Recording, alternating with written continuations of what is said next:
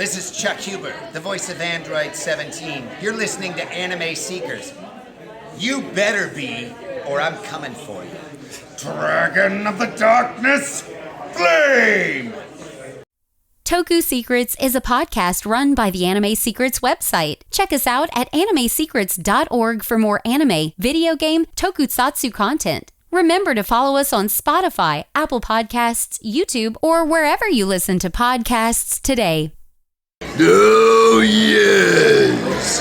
This is Goldar, and you're listening to Toku Secrets Podcast. Don't tune us out, tune us in! Welcome to Toku Secrets. Join us as we journey into the marvelous world of Super Sentai, Kamen Rider, Power Rangers, and many other tokusatsu. Get ready for the adventure of a lifetime. It's Morphin time! Link to the Morphin.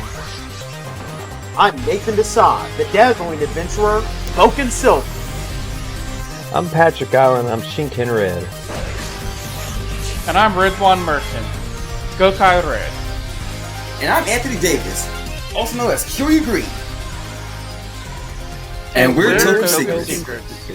Welcome, everyone, once again to the Toku Secrets podcast presented by animesecrets.org. And today, we are venturing far, far away, deep in space, into the lost galaxy. That's right, ladies and gentlemen. We are wrapping up our little Gingaman saga by doing the Gingaman's Power Rangers counterpart, that being Power Rangers Lost Galaxy. We got the whole crew on again, once again, first time since the live stream, so we're kind of starting to get back into the groove of things.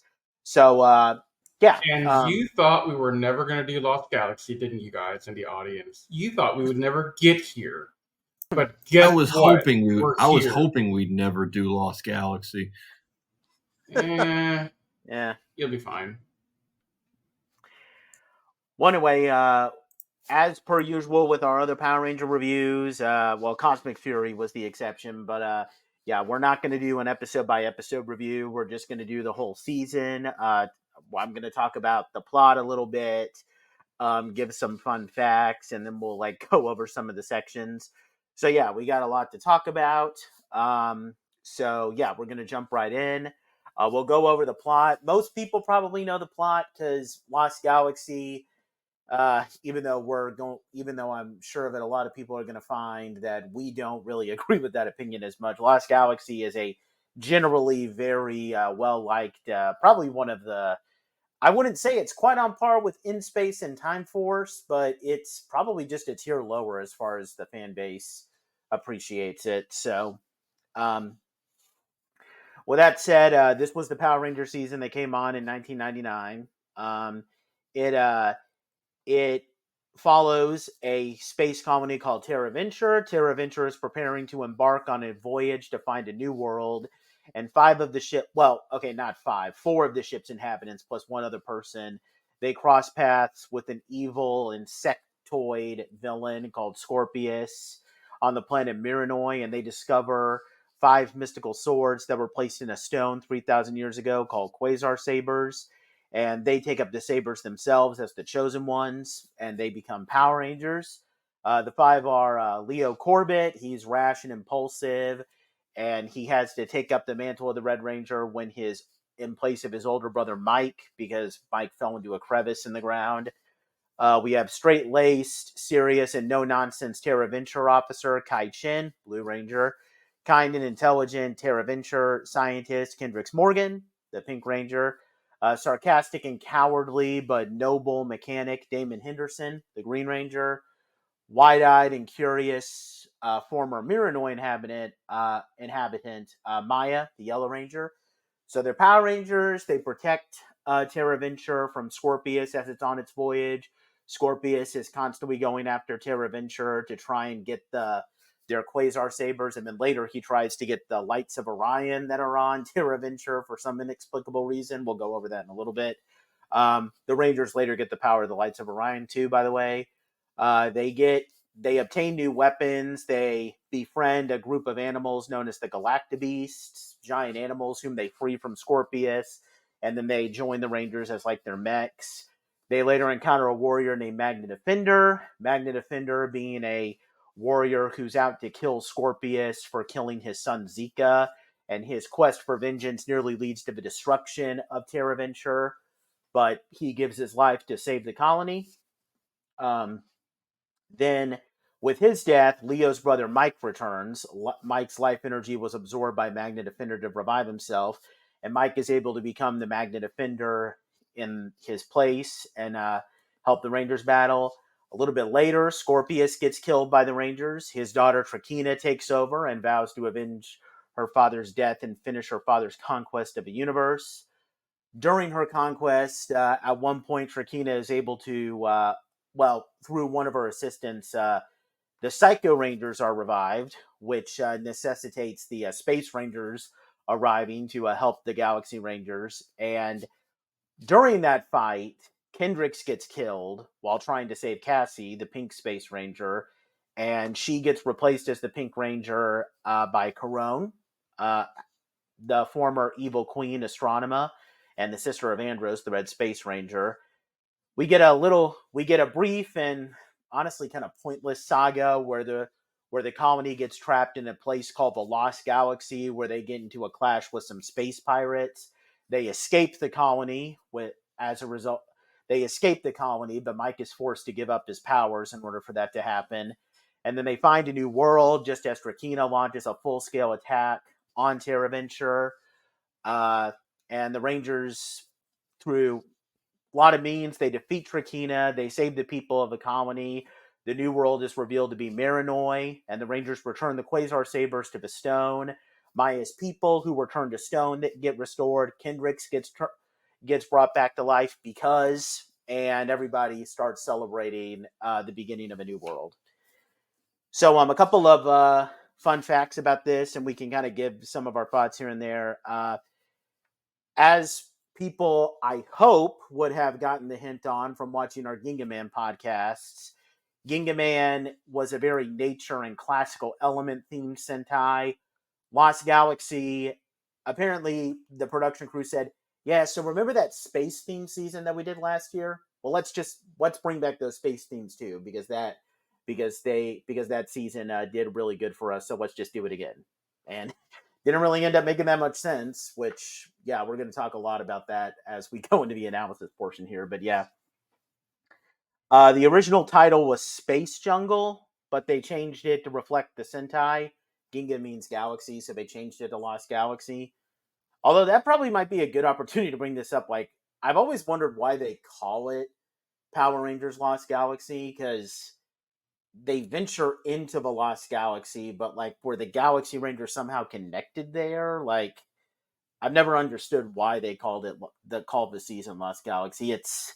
I don't know. With all other seasons, there seems to be a clear reason on why each team got their name. Well, with the exception of RPM, I don't know how RPM gets its name, but yeah, Lost Galaxy's name is kind of a little weird in my opinion. Were you going to say something, Anthony?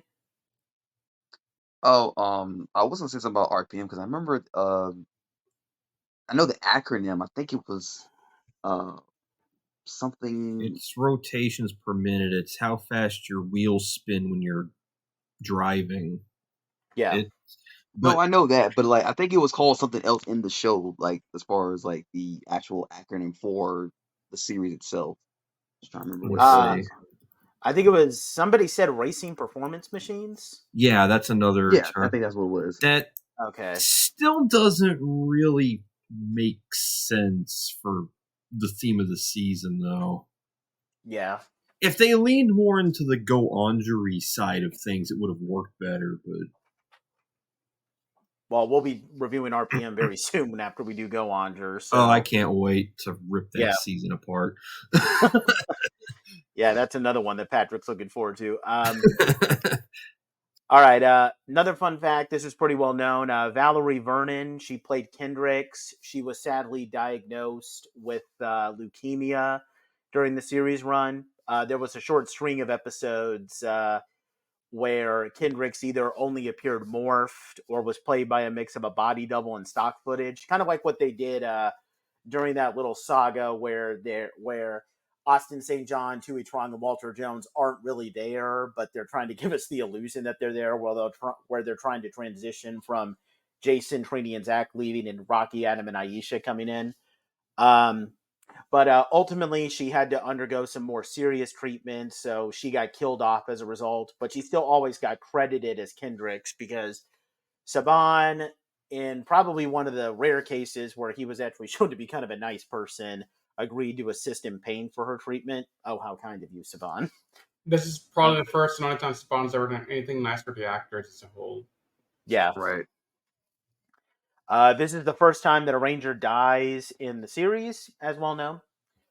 The original script was for Cassie Chan to remain on the show and take Kendricks' place as the Pink Galaxy Ranger. There was one episode that was fully written. I kind of went into some detail about that in one of our Gingaman podcasts, and there was a lot of scenes filmed with her as the Pink Ranger. And one of the clearest signs is that there's this episode near the end called Turn Up the Volume, where you can clearly see Patricia Jolie standing where Melody Perkins' character is supposed to be standing. It's really quick, so you kind of have to pause it at the right moment. But yeah, it's very clearly Patricia Jolie. She's standing next to Damon. But Patricia Jolie, she walked off the set due to contract disputes. She was apparently being paid less than the rest of the cast. And this is what made Carone becoming the Pink Ranger a very last-minute decision. Couple of interesting thing with the villains. So Scorpius, Trakina, and the Stingwingers were all American-made villains. Furio is kind of weird. He's not an American-made villain, but his suit was taken from Mega Ranger, even though it was just like a 2-second suit. That was actually pretty funny. The first time I was watching through Mega Ranger and Hintler's monster form showed up, I was like, "What the? What are you doing here? Are you lost? I think you're I know." lost. But speaking of Mega Ranger, this was apparently because when they started filming Lost Galaxy, they were busy filming Gingaman versus Mega Ranger, so they didn't have the suits available for the villains. So they gradually became available over time, and that's how later on we get Treacheron, Villamax, Deviant, and Kegler. So that's pretty cool. The uniforms from Terra Venture's military, they were originally used in the 1997 sci-fi film Starship Troopers. Sorry, my tongue got tied a little bit. That will always be funny to me because I grew up reading the book and watching the movies. Mm-hmm. And when I noticed the first time that they're using the same like armor and helmet, I was like, bro, why are y'all using the Starship Trooper stuff? How did Saban get the stuff in their hands? I never did get the story on how that happened. Yeah. It's crazy. And you notice that like there are similarities, not entirely big similarities from Starship Troopers to Lost Galaxy in a way. You know, because you're not wrong. The suits and they're fighting bug-like creatures. Yeah, that's a good point. Yep. Did somebody on this team have like a credit with the Starship Troopers movie or something? Mm-hmm. Possibly. I think I'm gonna Google that while you keep talking, Nathan. Okay, I already mentioned this thing with the Furio and Dr. Heinler suits. So there's actually some Die Ranger elements brought in here. Mike's Magnet Defender Morpher was a slightly altered version of the Aura Changer. That's the engine device of the main 5 Die Rangers. And apparently there are rumors that an original story in the Lost Galaxy saga was going to include ancient Power Rangers. And the ancient Power Rangers would have been the suits of the Die Rangers. Now, Jackie Marchand has said that these rumors are false, but who knows? I mean, it could be true. And there were apparently also rumors that they were going to somehow bring the Phantom Ranger into the Lost Galaxy saga, which don't know how that would have worked, but I mean, it probably would have been better than what we actually got, though. I would have welcomed both ideas. Yeah, same. And one last thing, there were apparently a lot of production difficulties due to the conflicting themes of Gingaman and the space themes of Lost Galaxy. Gee, it's almost as if you shouldn't have done a space theme Sentai while adapting Gingaman. What? Huh? I'm not shocked. I'm really not. Which that kind of, allows us to kind of go kind of just piggyback off of that, we can go into like the plot analysis here because Before you do that, though, yeah, go ahead. Hold up. I haven't found the link yet, but I did find out that the suits from Starship Troopers appears not only in Starship Troopers, but also in Lost Galaxy and in an episode of Firefly, the TV show. And there's a comment in the thing I'm reading where it says, it's kind of sad when the costumes get more work than the actors who wore them. Mm. And that line from this guy on Reddit just makes me laugh so much. So, shout out to KWJJ. I'm not going to say the rest of that name, actually, because that's not appropriate for this podcast. Yeah. Welcome to Reddit. Yeah, I should have read the whole name first. But, okay, back to the plot. Let's talk about this plot. Yeah, because we got a lot to talk about here, because this series is... Just to kind of start it off, like this whole thing is just kind of a mess, honestly. One of my biggest complaints, and this isn't because I've seen Gingaman, but this has been one of my complaints that I've had with the season since I did my series-long watch-through about a decade ago, is that I hate the initial premise of this season, because... And Gingaman actually did kind of further back up my point here. They should have had at least all but one of the Rangers be from Miranoi. Truthfully. Because I think just Maya being there, it takes away from... Like, I know we don't like comparing it to the Sentai in this video, but it's a good basis for the point I'm trying to make here. We learned a lot of the Ginga Forest people's heritage through just them being around, but it doesn't feel like we got anything of that from Maya's people because it's just her. There's a bunch of different perspectives and stuff from that society that we just don't learn about.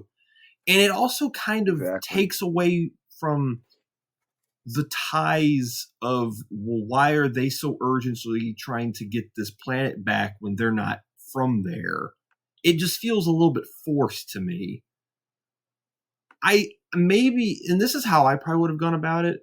Leo is the only Earthling, and the other 4 Galaxy Rangers were residents of Miranoi.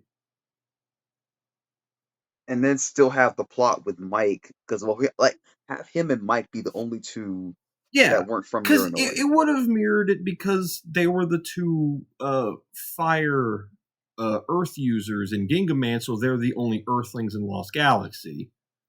It would have, and then that way they would lose their entire people, and then Leo would still lose his brother. Yeah. And that'd been dual parallels because they both lost people on the same planet. Yeah, thank you. Exactly. It would have given the characters more. It would have made the cast have more stakes as a whole, because in Lost Galaxy, it really felt like Leo was the only one that had any real stakes in this. Even though Maya had lost all of her people, it never felt that big of a deal for them in comparison to the Gingamen trying to get their home back. And because if you think about it, Patrick, we got at least maybe 2 episodes of stuff with the Ginga Forest. We know about the people, the culture, how they live and how they interact. With Lost Galaxy, we barely got that in like the 2 episodes that we see them in. I know they literally got. Sorry, I was going to say real quick that you literally got like the Miranoi culture for less than 1 episode total if you count all the runtime. Dude, they crash on Miranoi and then are immediately told to pull the Quasar Sabers out. Like, come on. Give us some world building here. Give us some lore of these sabers. There's a lot here that you could dive into and they just don't bother. And it would have helped if if a majority of the Lost Galaxy Rangers cast were people from Miranoi. Because in Gingaman, it wasn't all dumped on you in the first couple of episodes, but it was slowly bled to you through each of their perspectives throughout the season, and that did the show a lot of favors. But here, you don't have that. And it just makes a lot of the cast feel hollow. And that's a huge problem with the story as a whole. Because, see, I hate to be the bearer of bad news for the podcast, but what you're talking about, Patrick, is literally, in my opinion, the smallest tip of the iceberg the Titanic hit. Mm-hmm. Like nothing that came after got any better in terms of making sense. No. Yeah. And as someone who... Oh, okay, go ahead. I was going to say, I mean, Nathan, how many times did I text you in the first, 5 or 6 episodes of me watching this stuff for the first time in 10 years, complaining about different plot holes I found? It was quite a bit. And I'm still, at the end of the season, I'm still a little annoyed with quite a few of these things that it took me out of the realism of even this being a TV show that made any logical sense. Forget, getting people to be engaged with the cast, forget people caring about Miranoi or the States, but just common sense things that, we could have had 1 or 2 throwaway lines is all you needed to connect the different dots, and you could have made this a lot stronger as well. But the writing of the story is so poor that the thought to include a couple of throwaway lines to explain stuff like, hey, Mike isn't here, but Mike is a high-ranking member of Terra Venture. In fact, he's second in command. Where has Mike been all this time? Nobody asked that until Mike walks through the door and says, hey guys, I'm here. And then they kind of brush it off that did kind of frustrate me.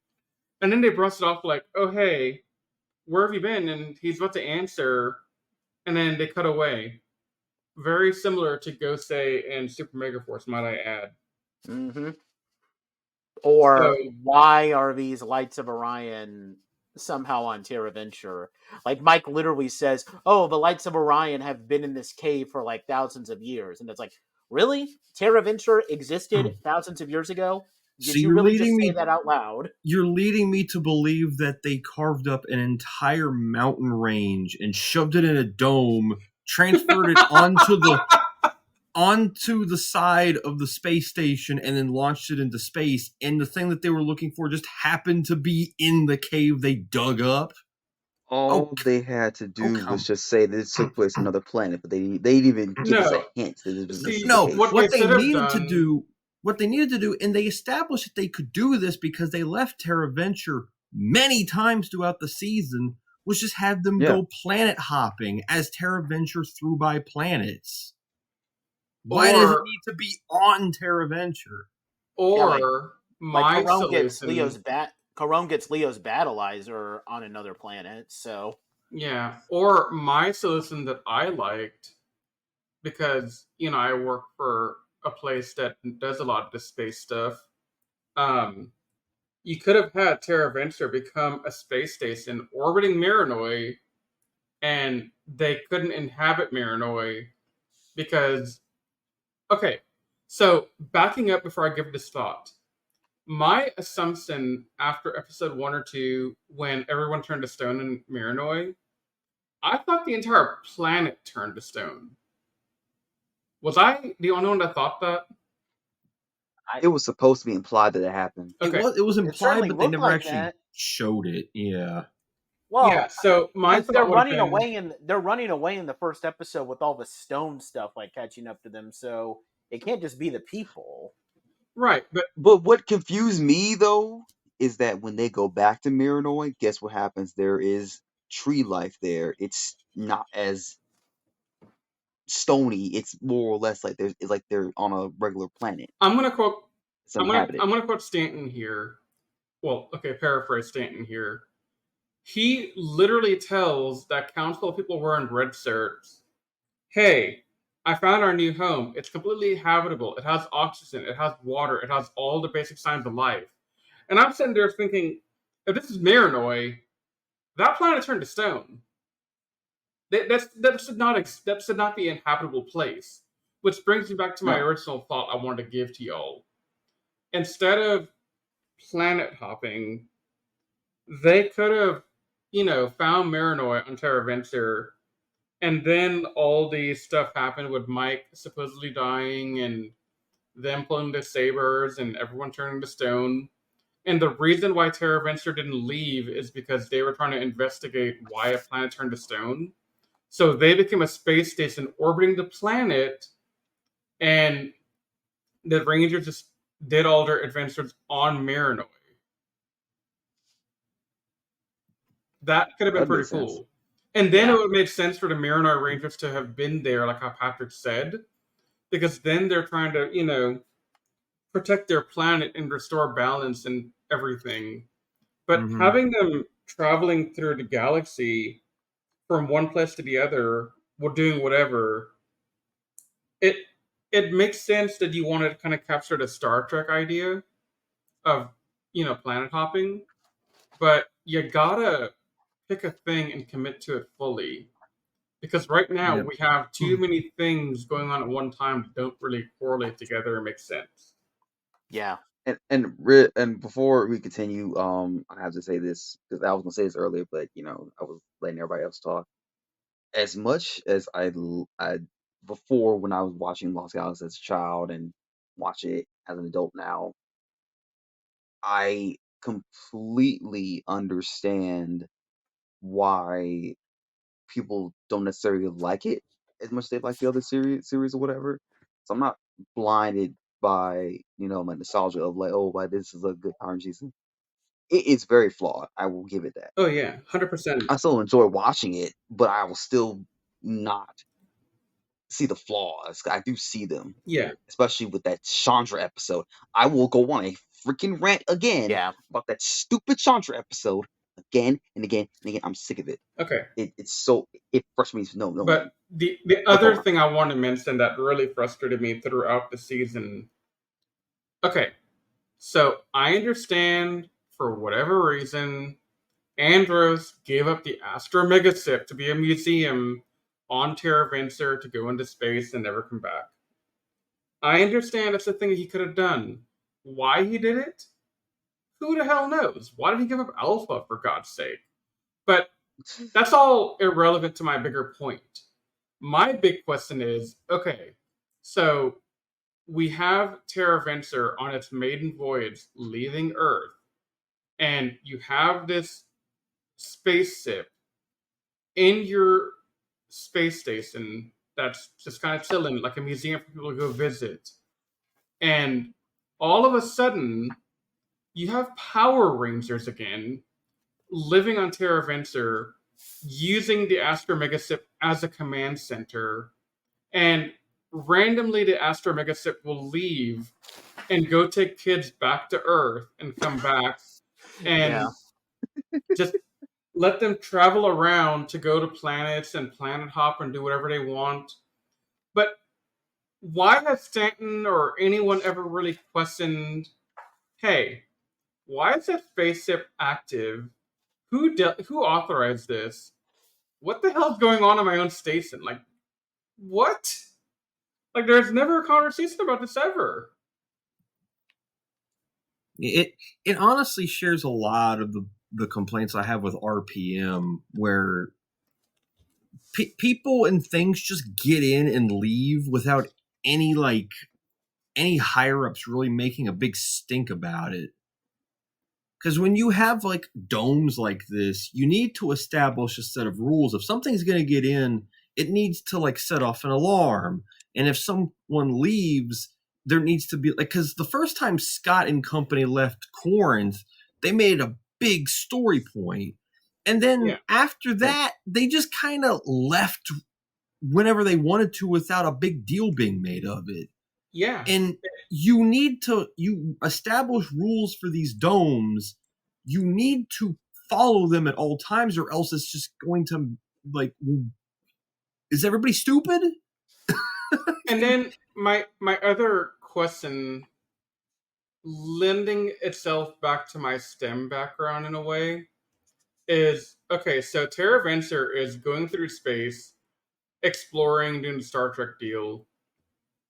Are we to assume that Trakina and Scorpius and that entire group are following Terra Venture through space, trying to recover the Quasar Sabers? Like, because it doesn't seem like they're really following. It seems like they're stationary in a certain place and just sending people to attack every now and then. Am I misinterpreting that? No, I always No, looked that's as if what happened. I always looked as if they were following it, because every time we see shots of the Scorpion Stinger, it does look like it's moving to some extent. Now, whether or not they were just always actively following Terra Venture, that might be debatable, but I don't think that the ship was like idle in one certain area. I mean, there's literally like there's multiple episodes where the Scorpion Stinger, besides the finale, where it actually directly attacks Terra Venture, like the episode where Magna Defender gives up his life, or Yeah. there was like one episode where they kidnap some of the council members because the engines are like damaged, so they try to blackmail Damon into fixing them. Yeah. So I think like they were always kind of following it there. Okay, I'll accept that. And then my other question is, all right, so we got these guys on Terra Venture, and we have the Astro Mega Ship on Terra Venture, and we have an engine failure on the Terra Venture, and we've already seen these guys take a kid back to planet Earth and come back in what I think was less than a day. Couldn't they have sent the Rangers back to Earth to get the parts they needed to fix the engine? That's Shut up! You make too much sense. I mean, if you want to be why did they technical, think it? Oh What? my God! I why did they mean, think of that? the Galaxy Rangers get back to Earth pretty quickly in the next season when they have to team up with the Lightspeed Rangers. So yeah, And the same thing is true in Forever Red whenever How Leo did I comes miss back. that, dude? I've watched this show almost like 5 or 6 times. How did I miss that? Anthony, How did I miss I that? want you to guess. granted, in the Lightspeed team up, they used their jet jammers, not the Astro Mega Ship, but still, I mean, Okay, that's worse. You're not What were you about to say, helping. You're Riz? not helping things, Nate. who said I was trying to help? What do you call them? All I hear is the jammers. I don't actually hear the name of the little things they drive in. The Jet go jammers. karts. Jet The jammers. Star go karts. That is what they're going to be called from here on out, because that's what they were. Those little go karts cannot travel that far reliably. How the heck do you think they can make it from Terra Venture, billions of star light years away, to Earth and back? I mean, maybe they know hyperspace. No, there's no hyperspace here. The Astro, No, but were the you Astro Mega what were you Ship about to used say, Riz? hyperspace. Before you Oh, is there? Was there? I forget. I don't know, because in the last shot of Countdown to Destruction, when the Rangers are going from KO-35 back to Earth, it looked as if the Astro Mega Ship was going through hyperspace in a couple of shots. Huh. I gotta look at that now. Yeah. There was a couple of instances where they implied it because they didn't travel short distances and in space. They went all over the place. So it was kind of implied that the Astro Mega Ship could use hyperspace. But not the little go-karts. No, not the Scooty Puff Juniors they were driving around, and there's no way those things. No Galaxy way. Gliders. Anthony, what was it you were asking me to say? I forget what I was saying at that point in time now. Do you remember anything I was saying? Because I was about to say like how did I miss that? I watched the show so many times. Okay. How did I miss that? How many times do you think I've watched Lost Galaxy my entire life? I don't know how many. 2. I've seen it twice. Once when I met you guys in the beginning, when I was doing my complete Ranger marathon, and then once this week. or rather in the last 24 hours. We're not going to talk about that, though.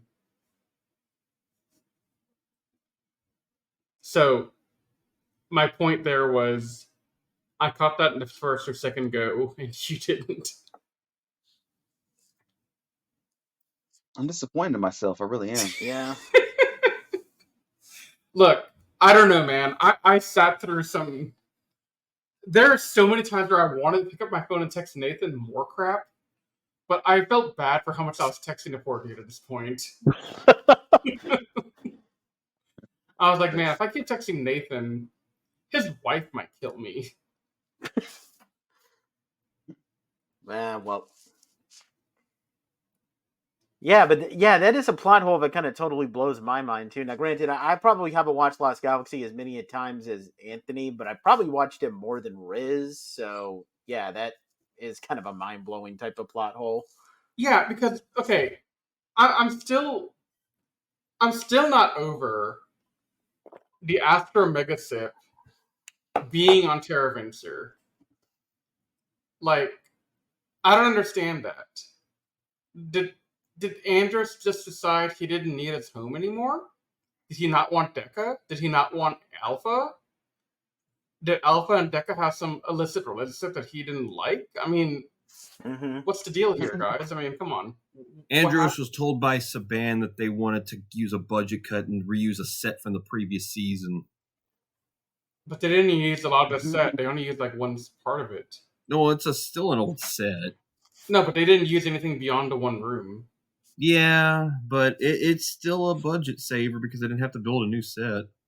Yeah. I was actually... There's actually one... Well, actually, they used 2 rooms, I remember, Riz. What's the other room they use?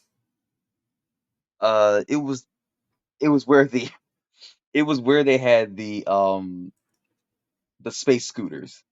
Oh, okay, but that's not like part of... That's not from the in-space set. That's a brand new thing. It looked similar to this one room where they would didn't they use the engine room too? Yeah, at one point. It looked a little bit like the engine room where we occasionally saw in Power Rangers in Space. Yeah. Oh, speaking of engine rooms, I got a comment on the crazy CGI that I noticed this morning.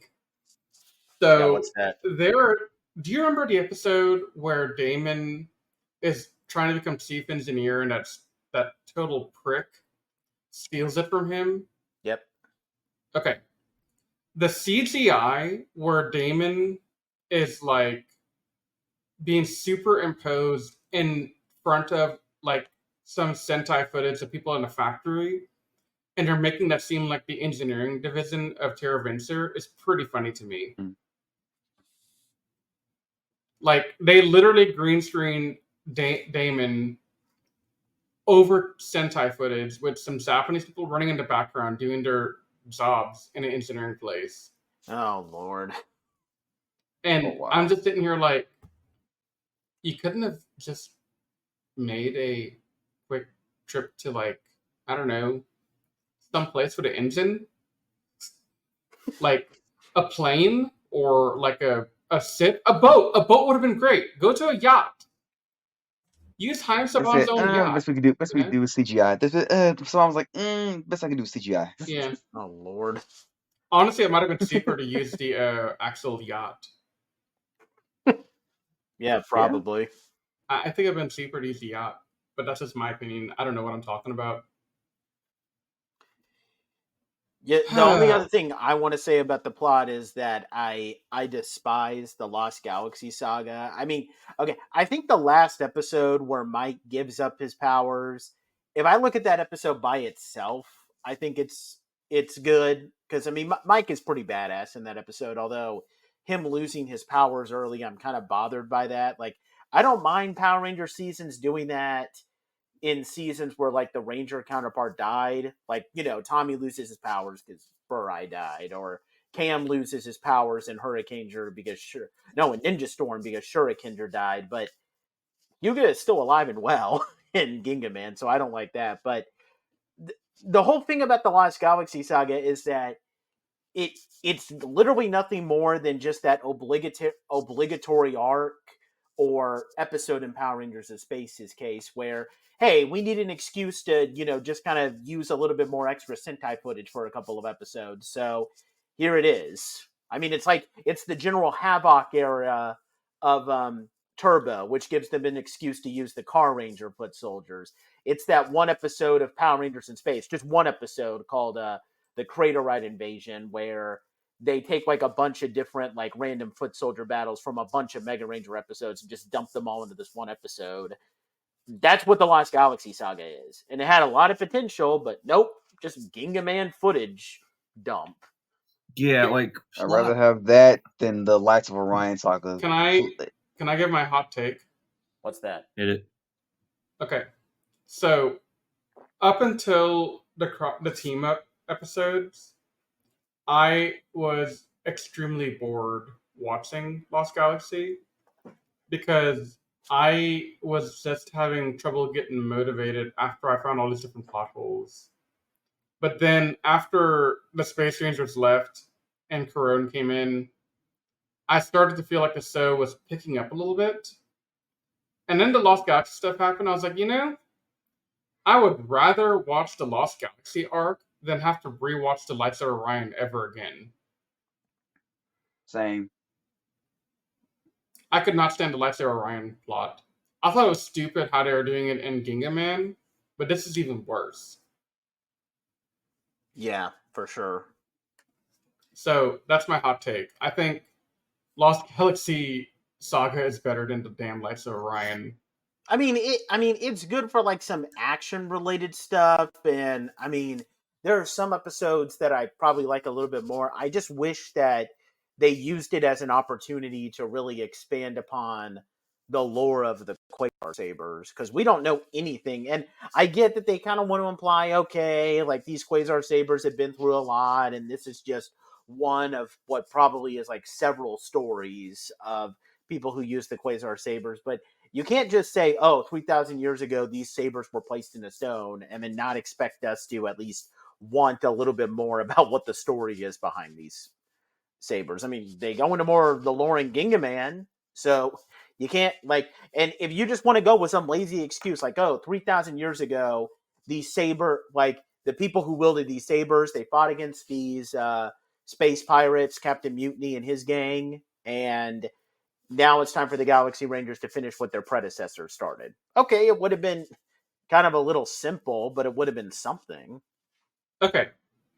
I need somebody to explain to me, like I'm a second grader, when did we find the Galaxy book in Lost Galaxy? Because I don't remember that ever happening. It was in that Aliens knockoff episode where Mike and Leo go on that ship on a rescue team. It's basically Riz, you probably remember the episode that was basically the Aliens knockoff, right? Yeah, I just kind of... It was literally called The Rescue. Okay, I remember watching that episode, but I think I was so bored that I kind of zoned out. Because then after that, I'm like, where did you get the book? Where did this book come from? Yeah, they found it on that ship. Now, okay, you guys ready for my next hot take? Which I feel like will actually get me canceled in our fandom. But I have to say it.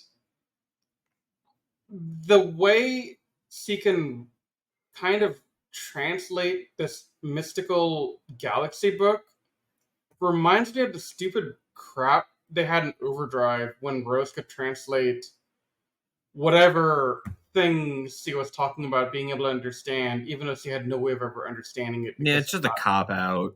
Yeah, it's a cop out. Yeah. Yeah, I was like, come on. Why would you get canceled for that? No, because I know people would get mad at me for comparing a beloved character like her to Overdrive characters and what they did in Overdrive. Well, to be fair, ours is the only character I actually like in Overdrive, so this doesn't bother me. Who? Yeah, Rose? Oh, yeah, Rose. Yeah, Rose is not bad. I don't mind Rose. Yeah. But I know people in the fandom are probably like, oh my god, how could you possibly compare Kendrix, our queen, to Rose from Overdrive? Oh my god, what is wrong with you? Yeah, that's a fair criticism. So, I mean, and I'll be right there along with them saying the same thing. But in this instance, I'm sorry, but this was just poorly executed with the Galaxy book. And what even was the point of the Galaxy book at all? Like, It I told get her to find the other two Galactabeast, which, by the way, I like them better in this than I did in Gingaman. how is Who that the possible?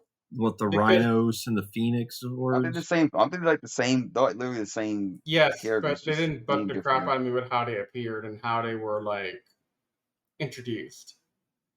They were introduced literally the same way, though. Gingavite selected Ginga Rhinos because he's strong. But they didn't do all the stupid exposition every time. Is that what it was? Because I feel like I know about They that didn't too. do what? I was like, They didn't do all that exposition.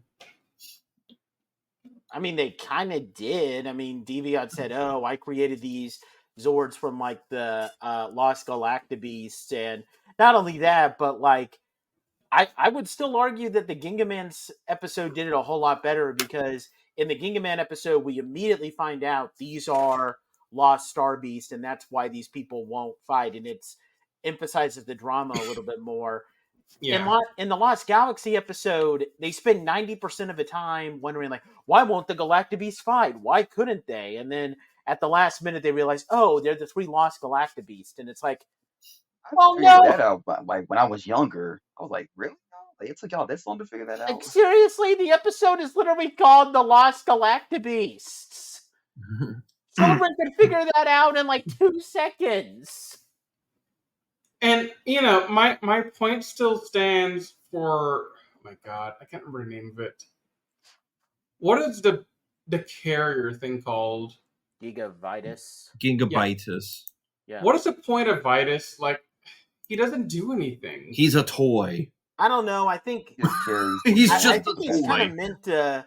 I think it's kind of meant to be kind of a throwback to some older Sentai mechas, because in the Showa era, it was very common for there to be like a big carrier mech that doesn't do anything other than like the Rangers call it, it shows up, and then it opens up and it deploys the Zords, and it's literally just there. Yeah, like- Because didn't Abba Ranger had one too? Yeah, right? that's what the Brachio And Car was. Ranger had one too. Yeah, Car Ranger for had the, one. The Rescue Zords. Yeah. Yeah. And when we do Live Man and Flash Man, you're going to see mechs like that in those Sentais too. Yeah, it's just one of those shoehorned in toys that has no purpose in the actual show itself. Yeah, I can see Pretty that. much. Let's see, what else can I complain about this season for? Without talking about the characters, though, dude. You want to talk about characters now? No. Without talking about the characters. Oh no, that's what I'm saying. What else can I talk about given the plot and the plot holes I've been finding? I really should have texted you more stuff, Nathan, so I could have it all written down. Yeah, you probably should have. Honestly, now that I think about it, going back to our conversation about the beginning of the season, I think replacing Mike with another Miranoi resident might have made things a little bit more dramatic. Well, how so? Because, let's say, the fact that any of the non-Miranoi people, like, because, of course, the 4 Rangers were humans, the fact that any of them were chosen by the Galactasabers, or whatever the heck they're called, didn't make any sense to me. Sabers. The Chronos, yeah, thank you. What if they had their 5 warriors chosen, and then what happened, and the resident Red died, and then because Leo put himself on the line to help when he knew nothing about them, had no ties to them or anything, and then chose him, he would have been kind of like the odd man out on the team. And kind it would of have like given, yeah, but it would have, I think it would have made more, it would have given the team more drama too, because he would have been an outsider in the team and they would have been outsiders on Terra Venture, and it would have had like this like give and take drama and like conflict that he helps them adjust to their society while they help him understand the importance of getting their planet back. And then when whoever this unknown character is comes back as the Magna Defender, it would have been like a relief for everybody, because Mike dying doesn't really affect anybody other than Leo. Let's be real here. Nope. It affected Damon. Well, okay, so thanks for bringing that up. Why was everyone so tearful when Mike died? They didn't know him.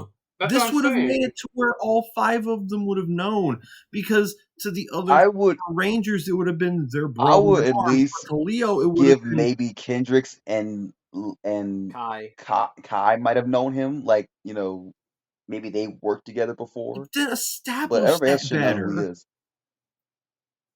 No, I'm not saying you're wrong. I'm just Yeah. saying, like, if I'm saying, like, if anything, those two should have been the only ones that really like care somewhat. Yeah. But this is just me trying to jot out ideas to have made the character drama more, have a better foundation. Because Lost Galaxy's characters don't have, like, they're not tied to Miranoi. So, like, the stakes and the personal drama and personal motivation to fix Miranoi and stuff, it doesn't exist. It doesn't. No, and it just happens like, we care when now. it was a driving force of Gingaman at it, like, the core of every character, and then you just completely rip that out of the Lost Galaxy characters. Yeah, that's a problem. It almost feels like, in a different way, what happened with the Samurai Rangers. You take away the Lord, samurai hierarchy thing, and it just makes everybody look like a bunch of suicidal morons. Yes. I mean, true. Exactly. It's like you take away one element of the characters, but you still write everything about them the same. It makes everything come off as shallow and stupid. This is why I do not give Samurai a chance. That's why I do not like Samurai for that. Yeah, it's not because of the risk and drama? Not even just that. It's just what Patrick said. Yeah, because like in Shinkenger, we're jumping in front of him because he's our lord and it's our job to protect him. But in Samurai, Jaden's not their lord, so why are you jumping in front of these attacks? You're stupid. Stop doing that. I mean, true. What is wrong with you? And people probably say, like, well, they probably care about him and they probably don't want to see him hurt. But at the same time, it's like you haven't established that connection yet. Yeah. This is literally the second episode. It would have been the second episode had it been they got the episode out of order. But that's one of the few things that I will compliment Lost Galaxy on is that I do think that the Magna Defender was handled very well, even in comparison to Black Knight. I do like the Magna Defender story here. Yes. I have one comment to make on that, but I'm going to wait until we talk about Leo's character. That's fine. Oh, no, I'm not talking about I'm just talking about the Magna Defender himself. Leo has problems. Magna Defender himself was great. Honestly, they kind of give a bit of a spoiler on when we talk about our favorite episode, his episode where he sacrifices himself to save the colony. It's just as good as Black Knight's episode. Yeah, that episode is probably my favorite episode of the whole series. Yes, mine easily. Mine is the Power of Pink. Yeah, to the 10th power but that's cheating. Yeah. Yeah. Well, yeah. It's one of it's like what, the second or third best team up episode. So yeah, it's probably my favorite team up episode of all of them. But yeah, Magna Defender by himself, really good character. And honestly, they're both good in its own right, but I do kind of like how in the Like in Gingaman, Kranz is Bull Black's brother. Zika being his son, I'm not going to say that like it makes it more powerful than the other, but it's got a little bit of a different flavor that's just as good with him wanting to kill No, Scorpius. I'm going to be that guy, and I'm going to say it was better to have it be the son. I liked it a lot more. Same. Yeah. Fair enough. I have no qualms saying it out loud. I think that was something they did really well. To each their own. I think the brother angle was a little bit more relatable to people watching the show because we're a lot younger. It was relatable because you have a brother. Yeah. I think that was added. I think, like I said, this is probably like my speculation, but I think that the reason why they went with the child and father aspect was mostly if the parents were watching this with their kid, the parent could be like, "Oh, like I can kind of relate because if anything happened to my son or daughter, I'd be flipping out just like Man Defender would." Plus, it gives Magnet. I like how they don't expand upon. They don't really do it as much as I kind of wish that they would, but I'm glad that they did it at least in one episode. They do take advantage of the fact that Scorpius has a daughter. There's one episode where the Magna Defender says, "Okay, well, if I can't kill Scorpius, then, well, he took my only son from me, so I'll take his only daughter from him." And he goes after Krakina. Now, it only happens in one episode, but I mean, yeah, it works. It's one thing that you can kind of give a Magna Defender over Bull Black if it's just a minor thing. Although the more I think about that, like, don't you realize that, like, he doesn't kill Trakina there because Mike stops him inside of him? You do realize that if Mike let Magna Defender kill Trakina, then half the series wouldn't have happened. Like, damn it, Mike, couldn't you have just let him kill Trakina right then and there? Nah, too easy. Yeah. But speaking of... We need the plot to happen, dang it. Yeah. But speaking of Trakina, we can move on. Well, unless anybody else has anything else they want to say about the plot. Yep. I think we spent an hour beating up on the plot. Okay. I still hate Chandra as a concept. We get it. Yeah, bro. Let it go. Dear God. It wasn't even that bad. Are you gonna let the things that you're upset about go? Okay. I'm upset about things that don't logically make sense. What's your excuse? It doesn't make any sense. What are you talking about? Okay, you know what? I want to hear this rant. Go for it, Anthony. Let it all out. Please, no. No, not yet. No, I have a section where we're going to go over our favorite and least favorite episodes of the series, so Anthony can do it there. Oh, we do? I'll do it there. Cool. Yeah. I'll wait. I'll wait. Oh, now I got to think of my least favorite episode? Oh, crap. Yeah. That's going to suck. But yeah, we can move on to talking about the villains. Now, I want to save the good ones for last, so let's get the two boring ones out of the way. Tetron. Well, okay, then 3 villains actually. But yeah, do we have anything we want to say about Furio? He existed. He had a name. And yeah, he also died pretty anticlimactically. Like, that's one of the annoying things about him. Like, he just gets destroyed nonchalantly in a battle with Leo, and then all of a sudden Trecheron is just kind of already there. Like, there's no big debut for Trecheron to become the new general. Like, you know, I have another hot take. Well, it's not really a hot take. It's just my opinion this time. As much as I didn't like the Gingaman villains and the generals, because the generals were all really boring to me, at least I understood that, okay, we have a pool of generals to pull from. But here it was like, hey, we lost our general. Let's go find some random smuck from down the road. That's literally what they did half the time. What's plan B? Plan B? Who said anything about a plan B? Actually, also, there was another villain that was supposed to be a general. He appears in the episode where they free the Galactabeast. Apparently, the character's name is Brunt, and he's not a Gingaman monster. They apparently took the suit of a Big Bad Beetleborgs monster and then the head of a different Bad Beetleborgs monster and put it on, and he appears in that one episode. Then he just runs away and never gets shown again. Like, Yeah, I remember because Scorpius attacked him and then he just ran like He a just monkey. walked out and was like, "Peace out, guys. I'm going to No. Vegas." No, like Scorpius was all like, "You have failed me for the last time," and then he runs away saying, "No, it wasn't my fault." And then we never see him again.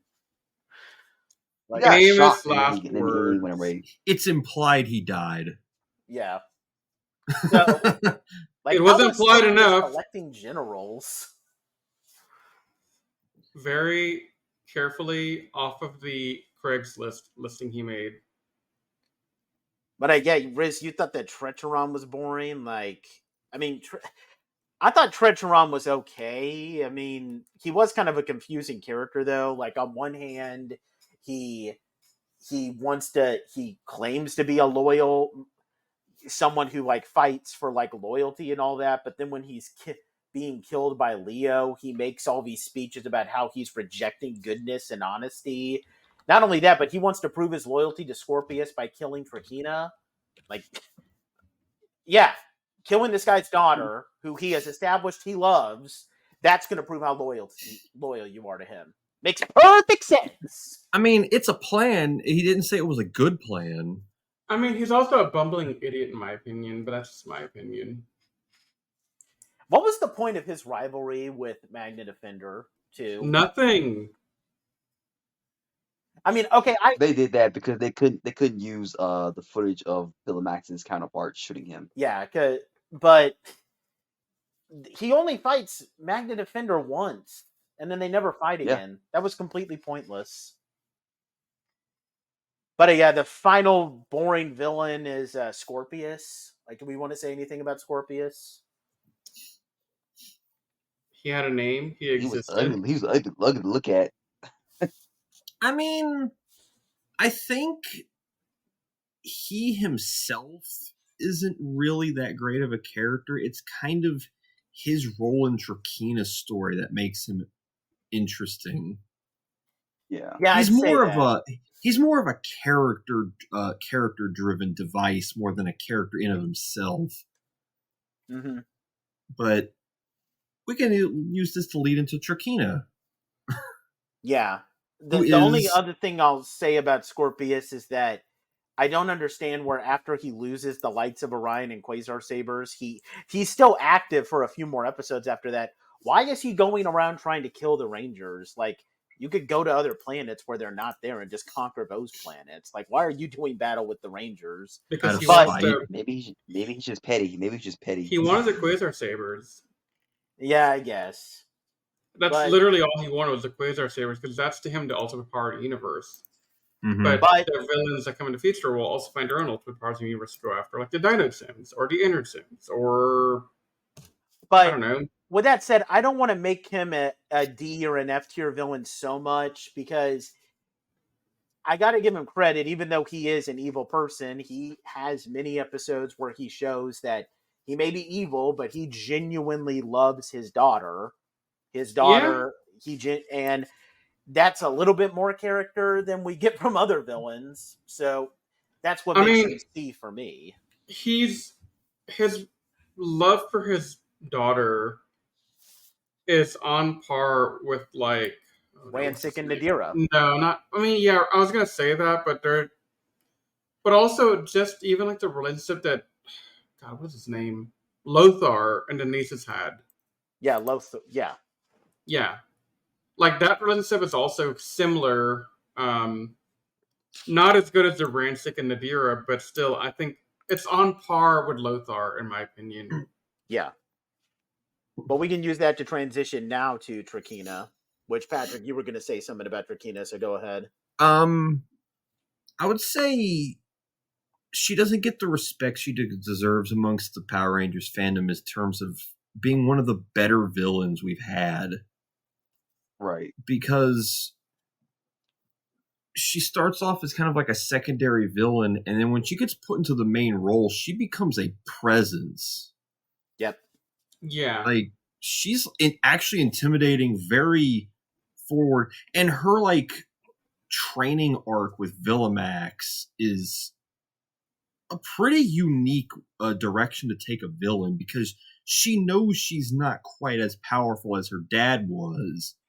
So she kind of has to go through like her own training arc, and they didn't take it silly like they usually do with other training arcs, where they make like a joke out of it. It was genuine, like Yeah. And it doesn't help that Vilmax was a really good character in his own right. You know, this might be a hot take. Okay, the only villain, in my opinion, that I would say where if you tell me she's better than Trakina, I'll accept it, is probably Astronema, because I think Trakina is, honestly, in my opinion, Trakina might be my favorite Power Ranger villain of all time, just because there's so many layers to her. I mean, first, okay, she's evil, but there's layers to the evil where she's not, it's not like she was just born evil. She was raised by this evil, power-hungry tyrant, so she got brought up by him. And not only that, but like the reason why she unlike Scorpius, where I gotta wonder why he's going after these Power Rangers, her going after the Rangers instead of just going and like blowing up a bunch of different planets that the Rangers can't defend actually makes sense. Because she watched them kill her dad with her own eyes. Yeah, and she loved her dad, and she wants to avenge him. So her whole thing is, I'm going to finish what my dad started, and I'm going to start by killing those who took him from me. Like that scene where Scorpius and her like share this one last moment just as Scorpius dies. Are you sure you didn't mean for the Rangers to be the bad guy in that episode, Saban? Because that was a genuinely heartbreaking and kind of emotional scene. Yeah, it's a different kind of dynamic with the villains. And the villains are more interesting here than they were in Gingaman too, I'll say that. Yeah, I mean, I'm not going to debate you on that. Trakina is better than every villain that Gingaman threw at us. Yeah. Oh yeah. But yeah, I mean, there's she's evil, but there's layers to her evil to the point where it's very complex type of stuff. Plus, not only that, but just her character development is also great. Like, she's kind of just a spoiled brat in the first couple of episodes who she doesn't come off as that intimidating, but once she becomes the main villain, like Patrick said, like there's a presence to her. Like she is a genuinely intimidating evil badass in that regard. So and I'm glad that they don't try to force any like last second redemption with her, which might have been tempting, because you know at the end of the day, like she was raised by an evil guy, and she herself may not have necessarily been born. She's not just evil for evil's sake. There's reasons for her being evil. There's a lot of complexity to that, and it's a lot deeper than you would expect from Power Ranger seasons. And that's why she's honestly my favorite Power Ranger villain ever. If you want to say that Astronema is better, cool. I'm cool with that. I'll accept that. But no other villains besides her. Like, okay, Rancic and Mesogog are great too, but they're not on par. They're not. No, Mesogog's number 3, I think. Yeah. Astronema's my number 1. In terms of Power Ranger villains? Yeah. Yeah, Astronema. Well, if we're just including main antagonists, because Ecliptor would be 2. Well, we're not. Yeah, Astronema. Trakina? I don't know. I think Trakina either needs to be 1 or 2.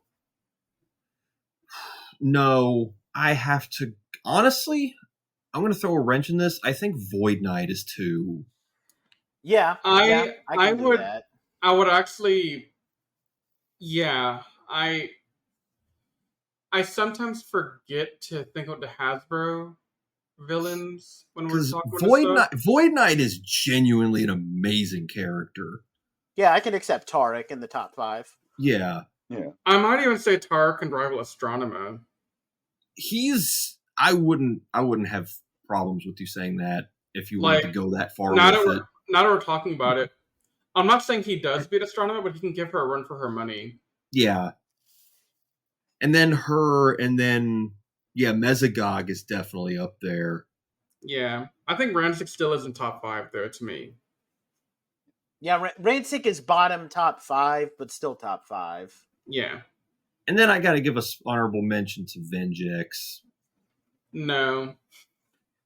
I mean, not for his character, but for like his impact. Yeah. You mean Beast Morpher impact? Well, across everything he was in. Yeah. But we can agree that like Drakina is an S tier villain, right? Yeah. She's a SS tier villain, damn it. She's top Pretty 3, top 4 at Yeah. worst. Yep. Yeah, because now I gotta go think about who is my top 5. Because now that you mentioned Tarek, I would wondering. probably have Drakina 1, Astronema 2, and I'd probably put, honestly, originally I would have had Mesogog at 3, but I'd probably put Tarek at 3, then Mesogog and Rancic. Yeah. I mean, I'm kind of debating Astronema 1, Tarek 2, Drakina 3. And that's fair, because... That's honestly what I would do, too. But... Because, Drakina's a great villain, don't get me wrong, but the things that Tarek went through and the reasons he went through them, when I found out in the finale what he went through, that was really heartbreaking, man. Yeah. Yeah, and maybe I could see the case of Tarek being number 1 just because Tarek is not inherently evil. It's more just that he's doing what he wants to do to revive his loved one, and he's willing to do whatever it takes. Because notice, the minute that he revives Santura, he is immediately like, okay, I've revived you. We can leave now. We don't have to hurt anybody anymore. And it's Santura who's wanting to do more harm. So, yeah, the more I think about it, I might want to put Void Knight at number 1 just because he's not an inherently evil person. He's just, it's kind of a little bit of a misguided type of action. Mm-hmm. Yeah, but I would also say that I think Astronema fits the same kind of bill, that she wasn't born evil. She was never really meant to be evil, but she was kidnapped by Darkonda and influenced to evil. And I think it's more heartbreaking for her than for him because she was a child, and we could kind of see that. We saw the kidnapping on screen. I think that made it even worse. And then it gets even worse when she gets cybernetically enhanced and then the Psycho Rangers happen and it's like, oh, man. And then she does get that really awesome redemption arc in Lost Galaxy, which we're going to talk about later on. Yep. But let's talk about the other great villain of this season, or at least I think he's great, Villamax. Yes. Yes, he's fantastic. How did they turn Sam Bash into such a noble... Like, he was a swashbuckler. He was like a bank thief in Gingaman, and they turn him into this noble, like, righteous code of honor type of. It's weird, but it took worked. His gun, gave him a sword, and they gave him a whole personality change. Why did they look at Sam Bash and say, let's turn him into a very engaging character? Yeah.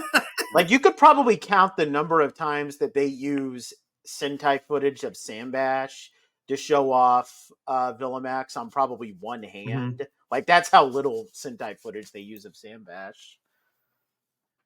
Like, if we're talking about, like, secondary villains, like Right-Hand Man, Ecliptor is number 1. You're never going to change my mind on that. No, I agree with that. Yeah. Villamax is number 2. Who is number 2? Villamax, yeah. I was about to say Villamax is probably number 2. Yeah, no, Villamax was always my favorite secondary. Yeah, Villamax, Camille would be up there. Yeah. But what I love about Villamax is... honestly, Elsa is really awesome, too, in my opinion. Yeah, Elsa's cool. I like Elsa. Yeah. But get the plunger, Elsa. It's overflowing. But what I like about Villamax is that he doesn't constantly like spew all this like meaningless stuff about honor, which is what Korag constantly does in Mystic Force. I mean, he'll mention honor, but the thing is that he backs up everything that he says about honor with his actual actions. Like literally in the first episode where he fights the Rangers, he says, Leo, if you give yourselves up, I'll let your friends go. Leo gives himself up and he says, okay, let the Rangers go. And then Deviant is all like, wait, really? You're going to let him go? And Villamax has said, yeah, I made a promise. I have to honor it. So he's an evil guy. Well, I don't even know if I want to call him evil. I think he's more that he's a knight and he's sworn his loyalty to Trakina. Therefore, he's doing what he believes is his duty to serve Trakina. Mm-hmm. And that's that moment near the end of the season where she kills him because he won't, push his code of honor out of the way was depressing. Yeah, it's a gut-wrenching death, too, because he never fights back against Trakina. That's the worst part about it. He won't defend himself. Like, he won't do what she's telling him to do, but he's also not going to raise his sword against her. That is because he knows. gut-wrenching. And what's crazy, we know he would have washed her. Let's be real. He would have decimated her if he had fought back. Yeah. He just chose not to. He just like, I can't. I see you as like a daughter and a student, and you're asking me to fight you, but no, like, yeah, man. And his last words are just perfect before he dies. You learned nothing, and then he dies. Oof. Like, man, just the disappointment in his voice. Oh boy. I will say that there's one episode that, although I could probably just chop this up to bad writing, there is one episode, it's a Kai-focused episode, where he apparently has this plan with Trakina where they're going to brainwash Commander Staten into trying to, like, fling Terra Venture toward this, like, super hot star so that the colony will explode. I don't like how they have him be the one suggesting that plan, since that would have resulted in a bunch of innocent people dying, and he should have been against that. But it's just one episode, and even then I could just chop that up to like the usual bad writing that some of these episodes have. So it's annoying, but I give it a free pass because almost all other episodes pretty much show him being written consistently. But yeah, Villamax is an S tier general in my opinion. Yes. Agreed. I forgot to mention, I didn't know if we wanted to call him I can't believe I forgot this guy. Well, okay. There's two other villains. I mean, there's Kegler, but he's just Villamax's little sidekick. We don't have to talk about him that much. We don't talk. He's boring. Do we want to talk about Deviant for a second? Yes, because yeah. No, we didn't talk about Deviant. We talked about Furio, Trecheron, Scorpius, Trakina, and Villamax now. So okay. I genuinely like how I can't remember his name. His Gingaman counterpart's name escapes me. Biznella. Biznella, yes. They're all forgettable. Don't worry. I was never particularly a fan of Biznella because he felt like he didn't really have a reason to be there. Deviant was a lot more, I guess, forward, and it made him a little bit more memorable to me. I know that's not much, but I remember him more. I got nothing else. How you wanted to overthrow Scorpius, and it's honestly because of him. Trakina doesn't have a dad, because honestly, the Rangers did destroy Scorpius, but who let him into the woods? Yeah, like I said, he has more of a influence on the stuff that happens around him. Biznella was more of just a whipping boy for a while, and then he had like one episode where he was actually able to do something on his own regard, and it was a good episode. But Deviant kind of had that presence the entire time he was around. Yeah, definitely. Plus, he was just he was a cool foil to Villamax too. Yes, he was. Absolutely. Yeah. So I have to ask y'all this: do you think he is better than Darkonda in aspects of how he is treated in his story, or do you think that they're like neck for neck? I would kind of lean towards Darkonda on this one. Are you talking about his rivalry with Ecliptor? But just overall as a character. Well, seeing how his rivalry with Ecliptor was such a prominent role of his character, I would say that he's better. Just because Ecliptor is a much better character. Well, I wouldn't say much better character than Villamax, but I like Ecliptor a lot more. I think therefore, like the rivalry between him and Ecliptor and Darkonda was slightly better than It felt a Villamax, little bit more natural. Yeah, because when you see those two, they got history.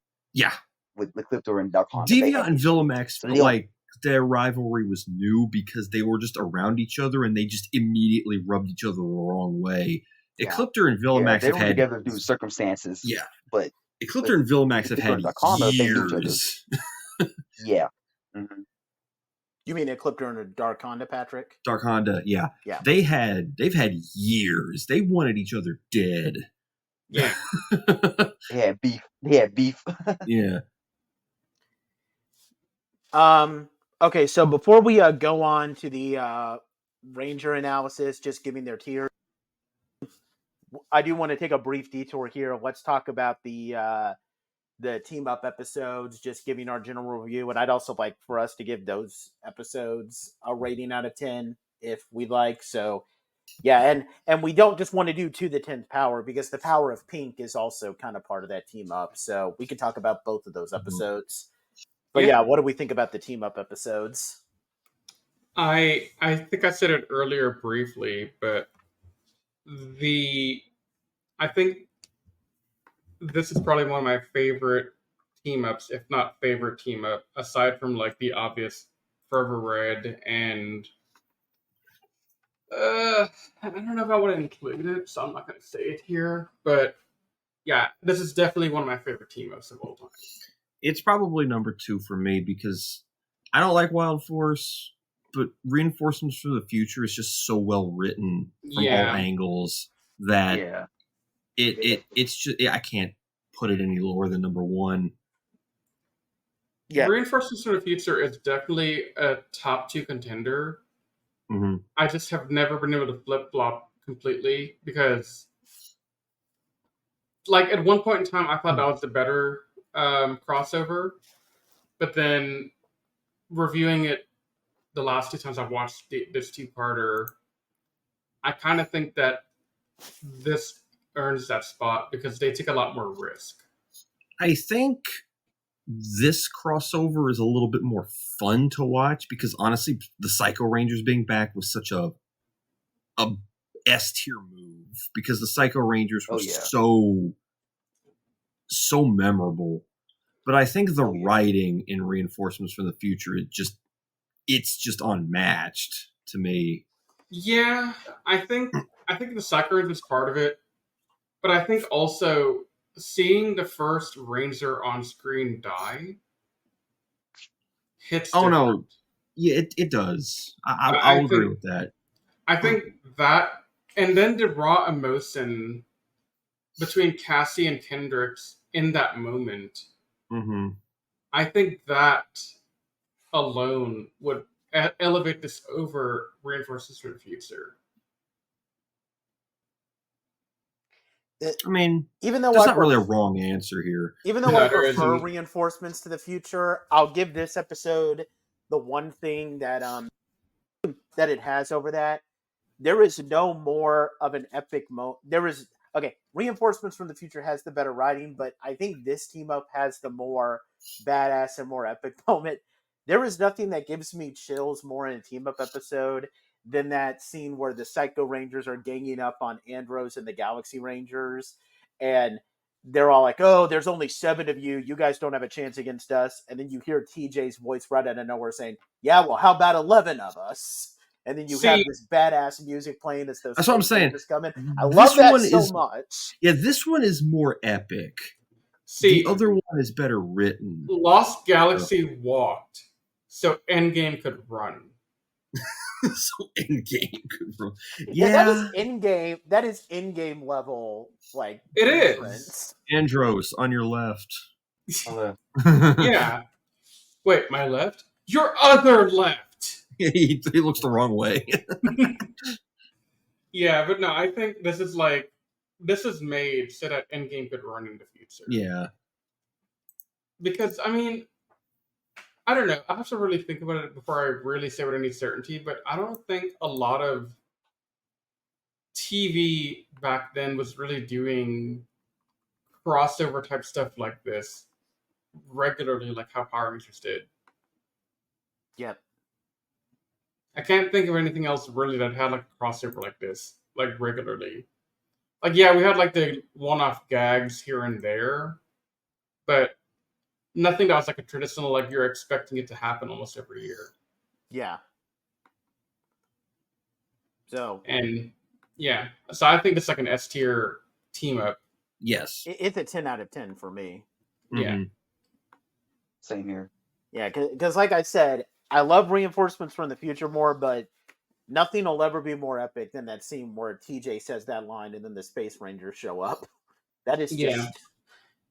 That gives me chills every time I watch it. But yeah, now we can move on to talking about each of the Rangers. I say I have them, doing the character rankings and all that, but we don't have to do that. We can just do the tiering like we normally do. That's kind of been our new thing recently, and I kind of like it better like that. So, yeah, let's start with our Red Ranger, Leo. Who wants? I'm going to start off first because go I remembered a complaint that I didn't mention earlier in this segment that relates to Leo and needs to be mentioned. Oh, so, okay. Mike died. Nobody questioned it. Nobody asked where Mike was. Leo comes around, has the same last name as Mike, gets brought in for a day to be like a Terra Venture officer or like a whatever employee, and nobody even bats an eye. Like, hey, our second in command was named Corbett. You're a Corbett. Where's our second in command, dude? Nobody asked that. Like, could we not have had any more continuity with Lost Galaxy with like keeping track of its own continuity? Forget the grandeur. I'll even do you one better, Riz. Nobody said anything in the second episode when he literally disappears with the other characters. Who? Remember when Kai was on the ship going back to Terra Venture? Yeah. He's like he should have gone with them. Yeah. No one on board is asking where's Mike.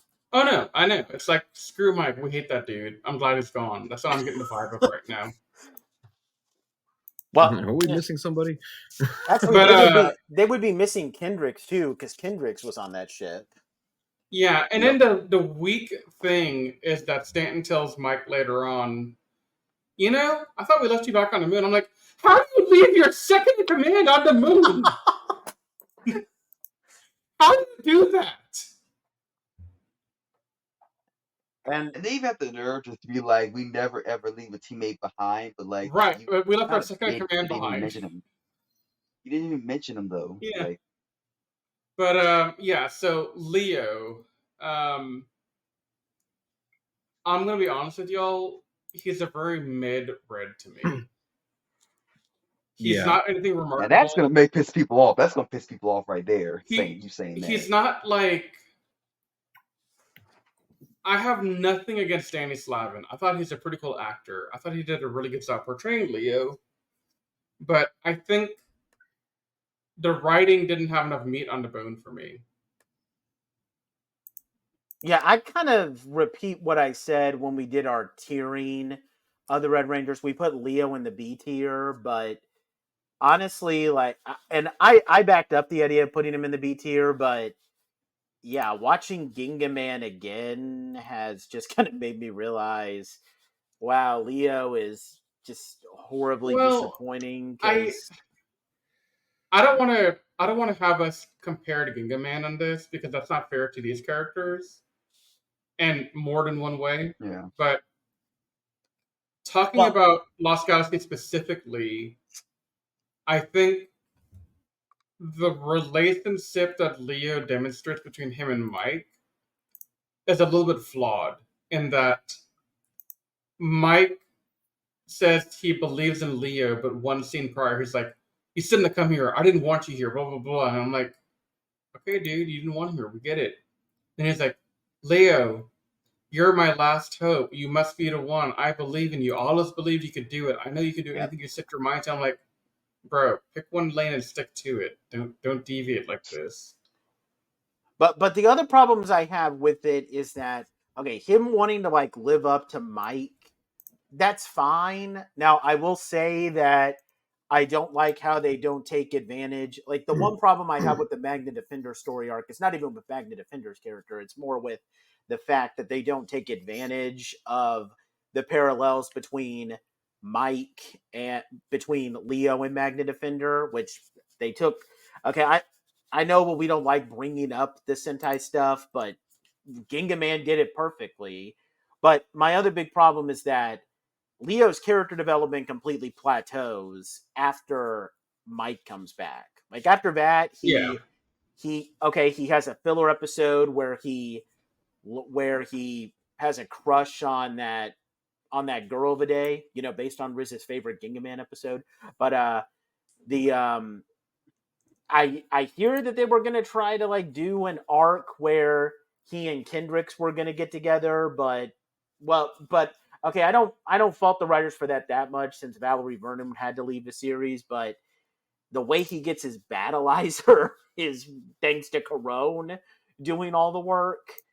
And like I don't remember a single thing that this guy did for himself or any real epic moments that stand out after Mike joins the team. Aside from that scene the where finale. Well, okay, yeah, he takes Drakina down like that, but I think the finale was pretty badass. Yeah, but it didn't feel as earned, honestly. Like it's not like I wish that they emphasized this rivalry that he had with Drakina a bit more. Then it would have felt a bit. I mean, they only had like maybe an episode or two to establish it, because I remember he got kidnapped by Deviant and Villamax. Yep. How do you figure Villamax's name? How do you hear Villamax's name? It was just I'm trying to make sure I said it right because I didn't want to say the wrong name. Villamax? Yeah. But yeah, anyway. It's just that one episode that establishes that he has kind of a rivalry going with Drakina, and then that's it. Yeah, it's not earned. I mean, it was still there at least. But it was still a really better than nothing. It was still a really action-packed, entertaining finale, in my opinion. Yeah, I'll admit, him taking down Drakina with his battleizer was pretty cool. Yeah. But Leo didn't. You're right. Leo didn't really earn a lot in the season, and even before Mike came back, I mean, can you guys point to anything notable and remarkable he did? Honestly, the more I think about it, probably not. Because I really struggled, and I'm sorry, but I'm gonna have to struggle with a couple other characters in here. But I struggled to find anything because I knew this was coming up into rankings and all that. And I could never tell myself what were things about Leo that stood out enough to make him higher than a C tier. And I mean, for the female fans, they'll say, "Well, did you see that scene where he rips his shirt off?" I mean, okay, that's definitely very remarkable because he's very well built, but I don't know. That's about it. Well, what is that stupid new meme? Very demure, very nice, or something. That's what I think of when I see that him tearing his shirt off deal. I mean, I think the scene where he's reunited with Mike is a genuinely touching moment. Like that was a good moment, but that's about it in my opinion. Yeah. I just find it kind of funny that Damon and Kai and the others run to Mike as if they're long-lost friends. Well, okay, Damon and Kendrick... No, Kai and Kendricks would have been friends with Mike. Yeah, possibly. But not to that level. They might have known him. I mean, okay, Kai, maybe I could see more, but not Kendrick. Well, no, but we see Kendricks and Mike interact a little bit. Yeah, I guess. See, honestly, I feel like we're doing a Mike review right now, not a Leo review. Well, okay, with Leo, I would probably just have him be a C tier red. Yeah, that's all I can say about him. I'm sorry, but let's shift over. Yeah, y'all gonna get some hate mail, right? Oh, y'all gonna say C tier? What is your No, ranking for Mr. Green? I rate him B. Okay, you give him a B. I think Patrick, what do you do? Unlike y'all, I'm not gonna like bash the character like that. I mean, like he has. Okay, look, flaws, I'm but I not mean- basting him.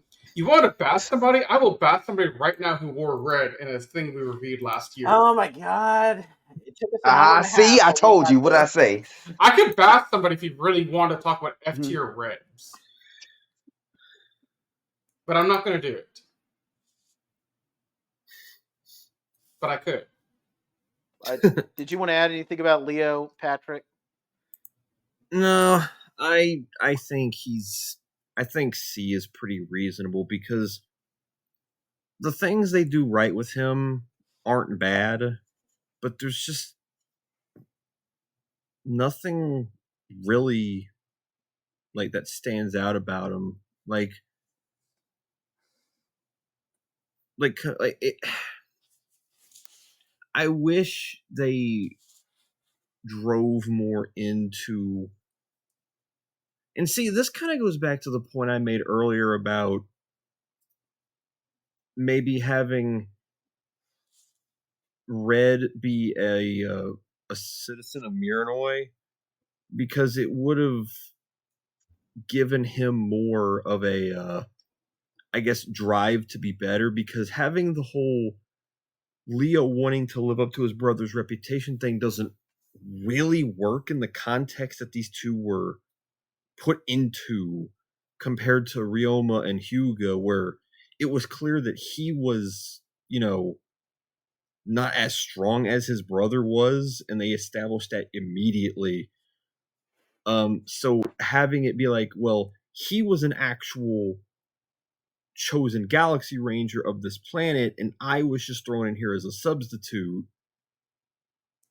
and now he would have like an actual warrior and person who is stronger than him to work up to. And the whole I need to be as strong as Mike thing just falls flat when there was never any established he's better than you at this warrior thing, because neither of them were warriors. Yep. So like his main character drive doesn't work. And it's not that it's written bad, it just doesn't have any impact. Yeah. So he's just like the okayish of okay Reds. Nothing good, nothing bad. He's just kind of there. Yeah. Yeah. Let's talk about Kai next. Blue. I know who Kai yes. is. I'm just trying to think of what to say about him. Yeah. Yeah. He is a character. Moving on. Okay. I want to say this. I really want to like Kai, because they have a setup with him as like being this guy who, he's a military guy. He's all about following the rules and regulations, and he's often put in situations where he has to kind of go against those rules. And I'm cool with that. I just wish that they did more with him. And hey, Nate, guess what? Sky did it better. Oh yeah. Sky did it completely better. But even if they didn't really want to do much with that arc, here is the thing that I can't forgive. You give us that one episode where he has that romantic interest, and you tease us with the idea that you are going to adapt Goki's absolutely amazing, heartfelt, and perfect romantic subplot, and then you don't do anything with it. Shame on you, Saban. Shame on you. You're going to bring that up. I had a really good feeling you were going to mention that. Shame. No. Nathan, you sound like the Game of Thrones character right now. Oh, okay. No, but seriously, shame. Because that would have been a perfect little subplot for Kai too. Because I like that episode. Like, he goes from being like this serious and tough guy to like all of a sudden being like this guy who, he gets butterflies in his stomach. He's tripping over his own 2 feet, and he's got like his eyes just light up. I love that. I wish we got more episodes of that. Hell, you could not adapt that stupid Gingaman episode where Ryoma, has a thing for this girl. Not adapt that episode and just have it be an episode where Kai and Hannah, that was her name, are out doing their own thing. But nope, you're just going to do it for one episode and then just discard her. But that's what they do with these Sentais and Rangers. They only have like love interest on for one episode unless they're yellow. Mm-hmm. Or blue in this case of Goki. Honestly, the more we're talking about this, I'm just going to say this flat out. This is one of the Power Ranger seasons that they should have taken more from the Sentai than they did. Yeah, I tend to agree with that. Because I don't mind it when a Power Ranger season deviates a lot from the source. If it's done well, it works, but it feels like they were trying to ride a thin line of, we want to make this different from Gingaman, but we also want to try to keep as many elements from Gingaman as possible. And that's not the issue, though. Well, it kind of makes it to where that this season, it feels like that they didn't try hard enough. It feels empty in the places where it shouldn't be empty because of that. And they wanted to keep the vibes, the settings, but they didn't want to go all in with what made the vibes and settings from the Sentai work.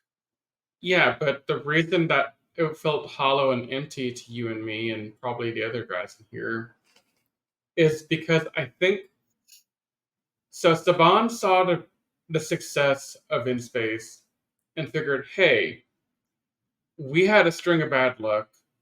We finally hit jackpot with the space thing. Let's do it again. Because they translated Ginga to be Galaxy, but they didn't understand that this is not a Galaxy space type of season. Again, because In Space was also not a space season, ironically enough. Yeah. But by the time they realized it, I think they couldn't course correct quick enough. And that's why all the plot holes I've been complaining about tonight were allowed to happen, and why some of these characters are not really fleshed out or written well. Because they didn't realize what Gingaman was going to end up being, and they didn't know how to adapt it because they probably didn't have the time for it. Because they could have done like they did with Sinkenzer, but did it correctly for the adaptation. Yeah. But going back to Kai, I mean, like I said, there are some episodes where I kind of like just by themselves for him, but there's nothing. I want to put him in C just because I think there's a foundation for a good character there. It's just not fully recognized. But then at the same time, maybe that would probably make him rank him at, I don't want to say F, but probably D. D, yeah. I would go D too. I don't know. Okay, so let me ask you this. What is the differencing line that you consider Leo C but Kai D? Well, what is that line that he crossed? Well, at least Leo has some depth to his character. It's not good depth or enough depth, but there's a clear established character with a clear arc. Kai is just a person. Yeah. But I don't want to hate on him too much either, because here's the thing. Archie Cow is one of a few Power Ranger actors that's gone on to actually kind of make something of his acting career, and yet, unlike some of these other Ranger actors who are trying to like distance themselves from the franchise so much, Archie Cow, okay, he's not embracing Power Rangers, but he's not trying to reject it either. I mean, just a couple of weeks ago, Reggie Roll got married, and he went to that wedding. So he seems great. So I don't want to hate on Kai too much, but as a character, Kai is just a disappointment to me. Yeah, I can see that. You're gonna say something, Anthony? No. Where do you want to rank him in terms of your tiers, Anthony? I might rank him C2 because like you said, Nate. I don't necessarily hate the guy, and I don't want to like rank him too low or too high either. He kind of just there for me. See, I don't think Kai rates a D or an F tier for me. And the reason I say that is because Kai doesn't piss me off or frustrate me. Kai is just kind of there to fill the suit, and that's it. So he's kind of mid. Yeah. I mean, And that's so fair. I'm leaving him in C for that. Okay, that's fair. Now, onwards to the Queen. Kendricks. Yeah. You know, Riz, I sympathize with what you said about her being able to translate that stuff, and I agree that that's a legitimate criticism, but aside from that, I think that Kendricks is a great character. Oh, absolutely, 100%. That's the only thing I can say against our Queen Kendricks.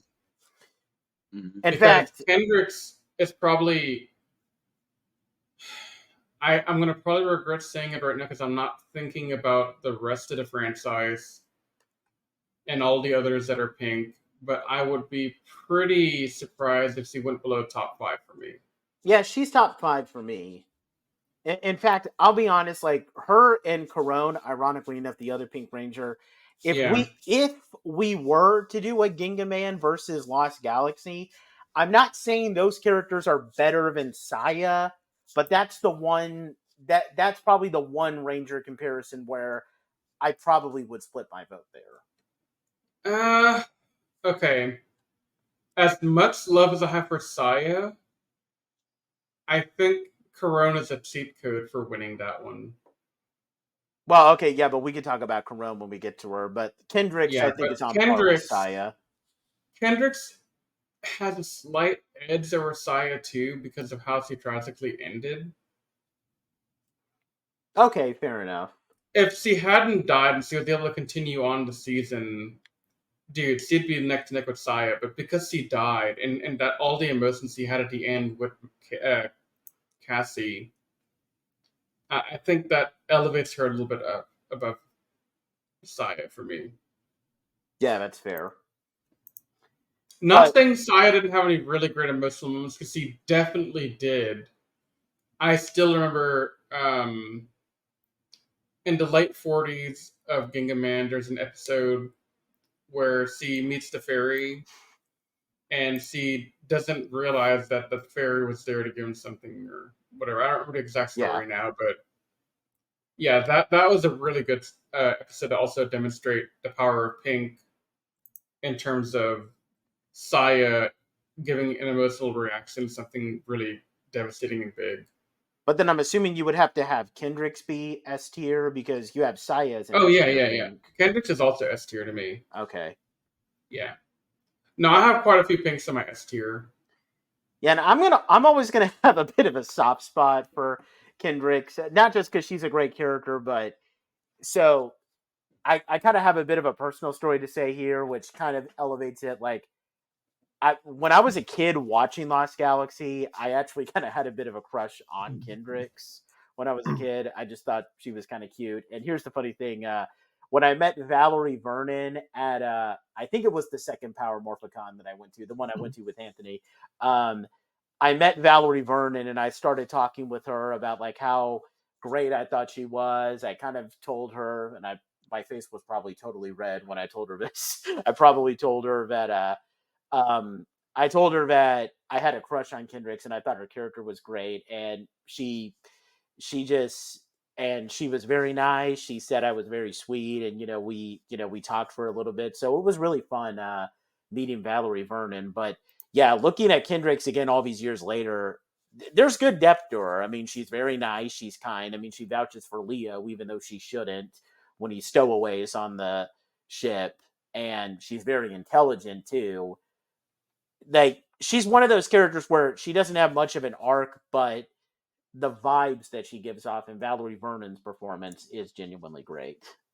And honestly, that's a thing I've noticed with certain pinks is they don't have to be very complicated in their writing, or I guess, matured into writing. They could just kind of be there and exist and still pull off being a really high tier character just for the vibes they get off. I mean, Ihim is another example for me. Pink from Sinkinja is another example for me of just good vibes, Yep. I think it's a really easy thing for the Pink trope to be in that kind of situation where they don't necessarily have to do a lot to earn the love of the fandom. And I think Kendricks is in that same boat. I mean, yeah, she did some pretty cool stuff. And, while I criticize the Galaxy book, on the other hand, it's kind of a strength for Kendricks because it does show her true intelligence to be able to handle that.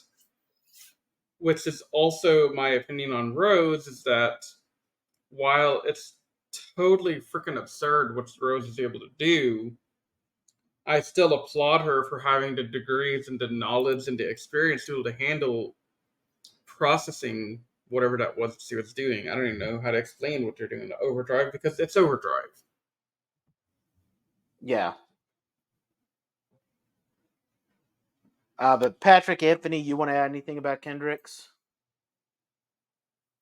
Oh, she's great. Fantastic. Yeah, you guys pretty much covered everything. Yeah. Yeah. Do you agree she should be S tier? I think so. I mean, she gave her life for Zordon's sake. Zordon's sake. Instead of God's sake. I wasn't. That was really funny. Hey, hold on.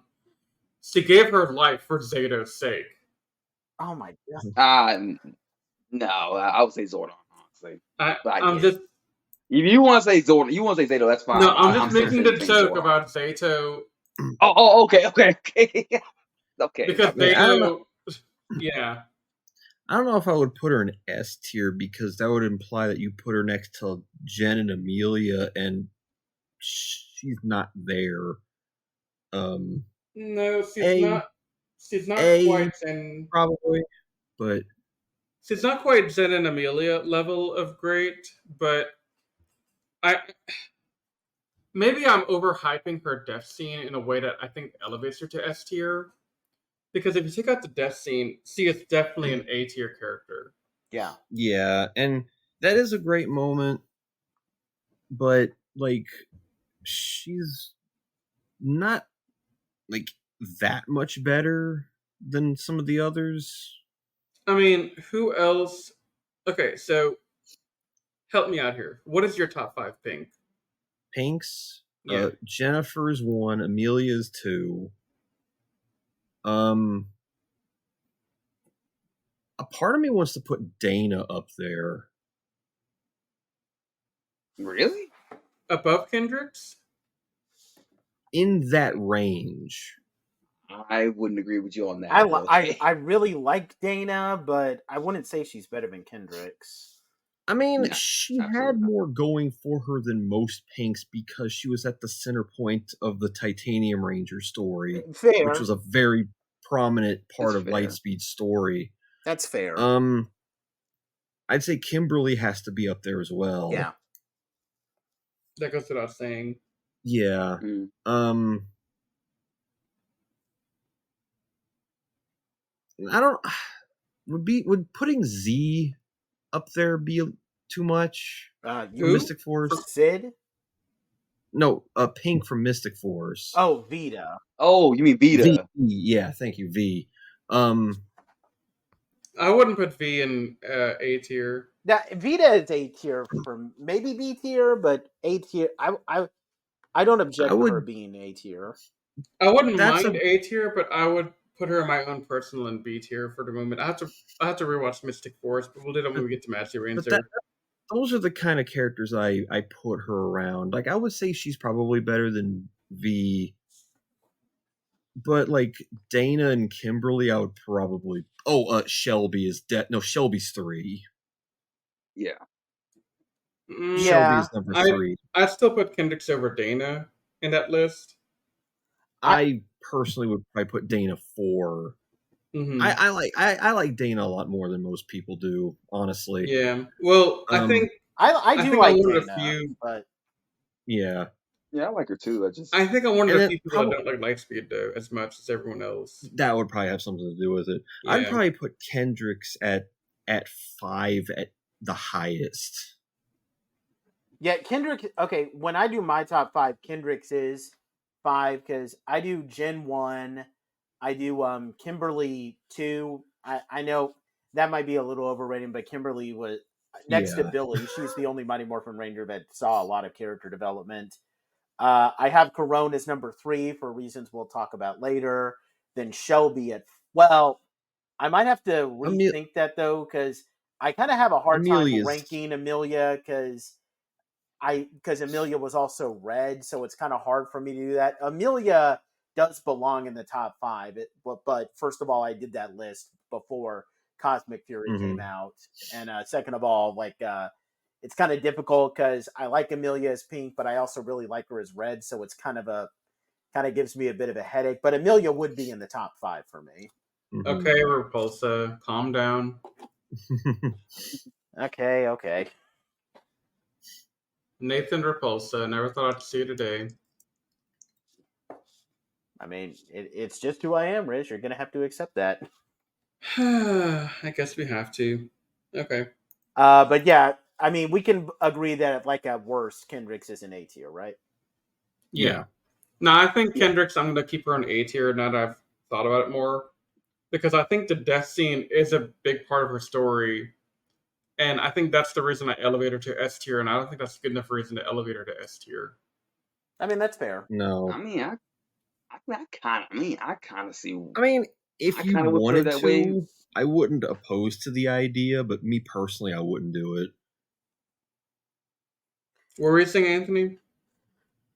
I was gonna say, I actually agree with you on putting her S tier because of her sacrifice, because because she would have been A if it wasn't for the sacrifice.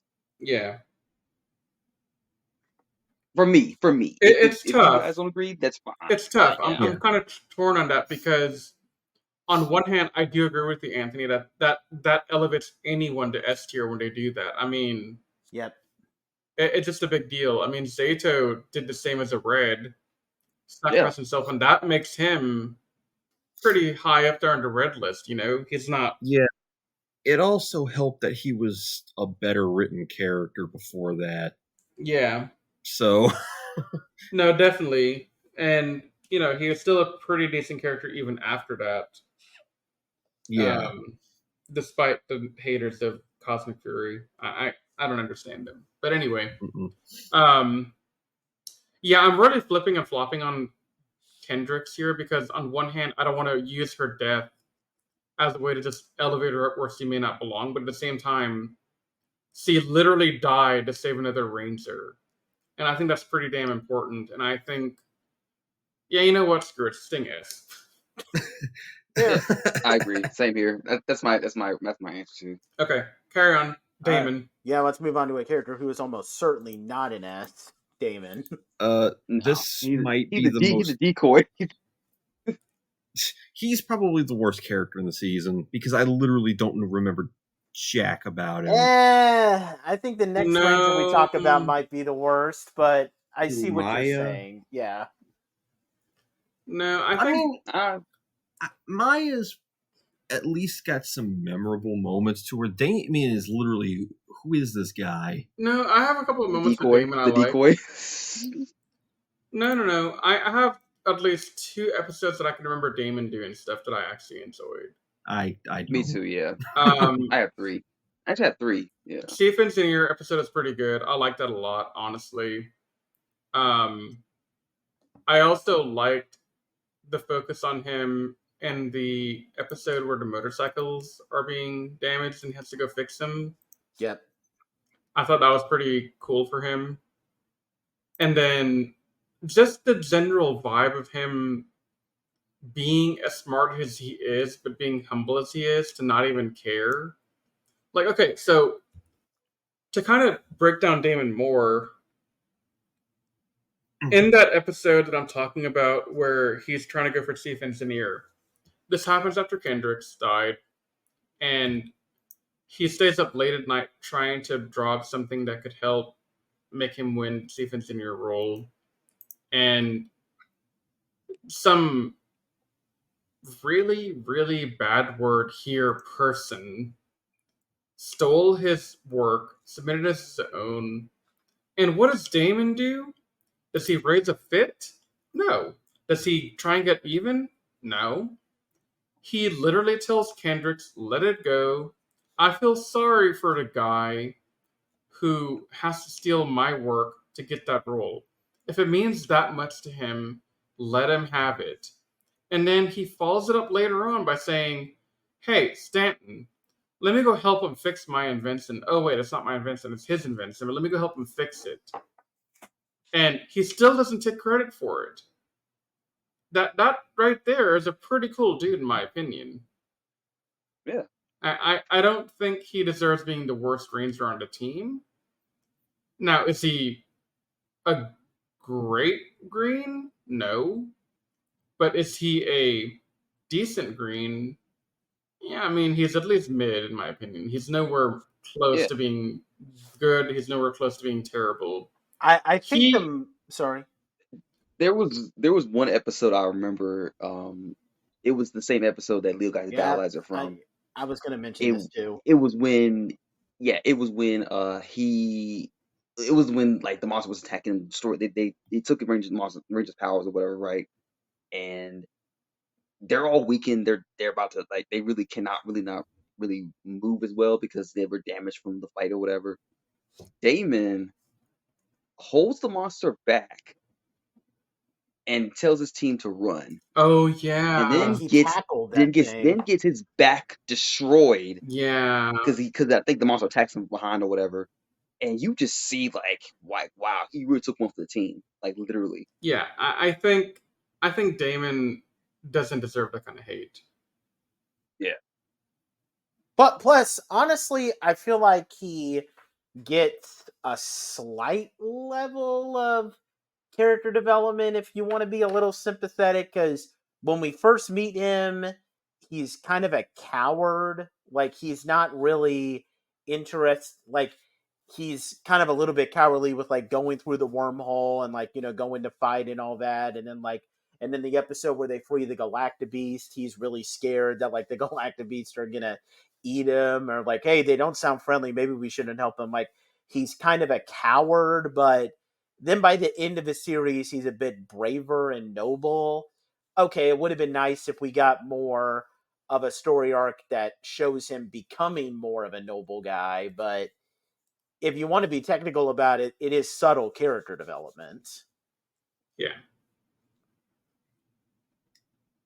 But I can't justify giving him anything higher than a C. Yeah, me too. No, he's definitely a C tier, but I wouldn't stand by and say that he's anything less than C, because he's not. Now, what ranking do you want to give Patrick? Nah, he's a D. I'm sorry. Everything you guys just talked about with him, I don't remember any of that. Okay, but when did you watch Lost Galaxy? It wasn't that long ago. It was probably about maybe 2 years ago. Yeah, see, I think part of it is you haven't watched it in a while, because, I mean, I'll be honest with you, there are certain things that some characters have done in seasons that I enjoy quite a bit that I don't remember until I rewatch it. I mean, I remember every other character pretty decently well. It's just I don't remember anything about him. You just have a bias towards him, that's all. It's okay. It's fair. Yeah, no, I mean, I'm not saying D is the incorrect rank for him, because I could. No, I'm just messing with you. It also doesn't help that the Green Ranger that followed him is just much more entertaining. Yep, and exactly. Joel is a B tier character, and he's just fun. I don't remember a damn thing Joel did aside from getting with Miss Fairweather. So that's actually surprising to me because Joel actually had an on-screen presence. Yep. When he was. I mean, honestly, if we ever get around to doing Lightspeed Rescue review, that'll be an eye-opener for me because I cannot tell you a single thing about Lightspeed Rescue that I really enjoyed and think makes it a great season. To me, Lightspeed's a kind of meh season. It's like maybe a CB in terms of like rank for me. But I haven't seen Lightspeed since we did our review of it way back when, Pat. So that's wow. Well, I mean, we'll get to Lightspeed Rescue again at some point. Yeah, when we decide to do Go-Go 5. Yeah. Who knows when that'll be? Could be soon, could be later. We don't know. But yeah, let's move on to Maya. Okay. Okay, Maya is the one that I think is the worst character here, just because she is a very bizarre character to watch. Because, like, do we get a single episode that ever addresses like the trauma that she goes through of seeing her entire world like completely taken away from her? Besides that one episode that Anthony's going to rip apart in a little bit, like, no, and I feel like her knowledge of the Quasar Sabers was horribly underused. Like, at the very least, you could have made her a mentor type of character, but they don't even do anything with that.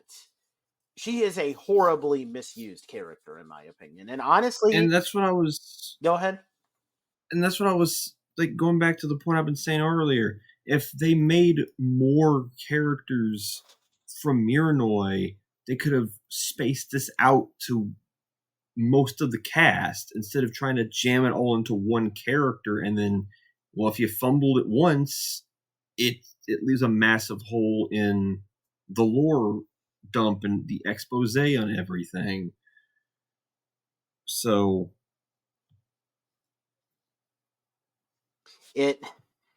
she's incredibly underused.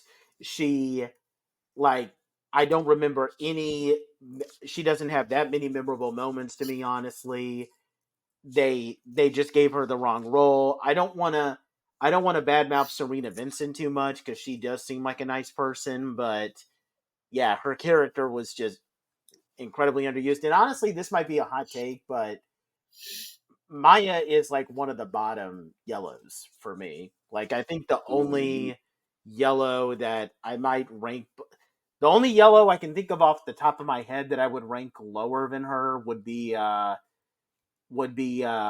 Ronnie from Operation Overdrive. Maybe Damn. Dang. I definitely can't agree with you on that, Dave. I'm sorry. I don't agree with that one. Who else would be lower than Me her? neither. what was his name from Ninja Steel? Yeah, okay, Calvin I probably would also rank lower than her.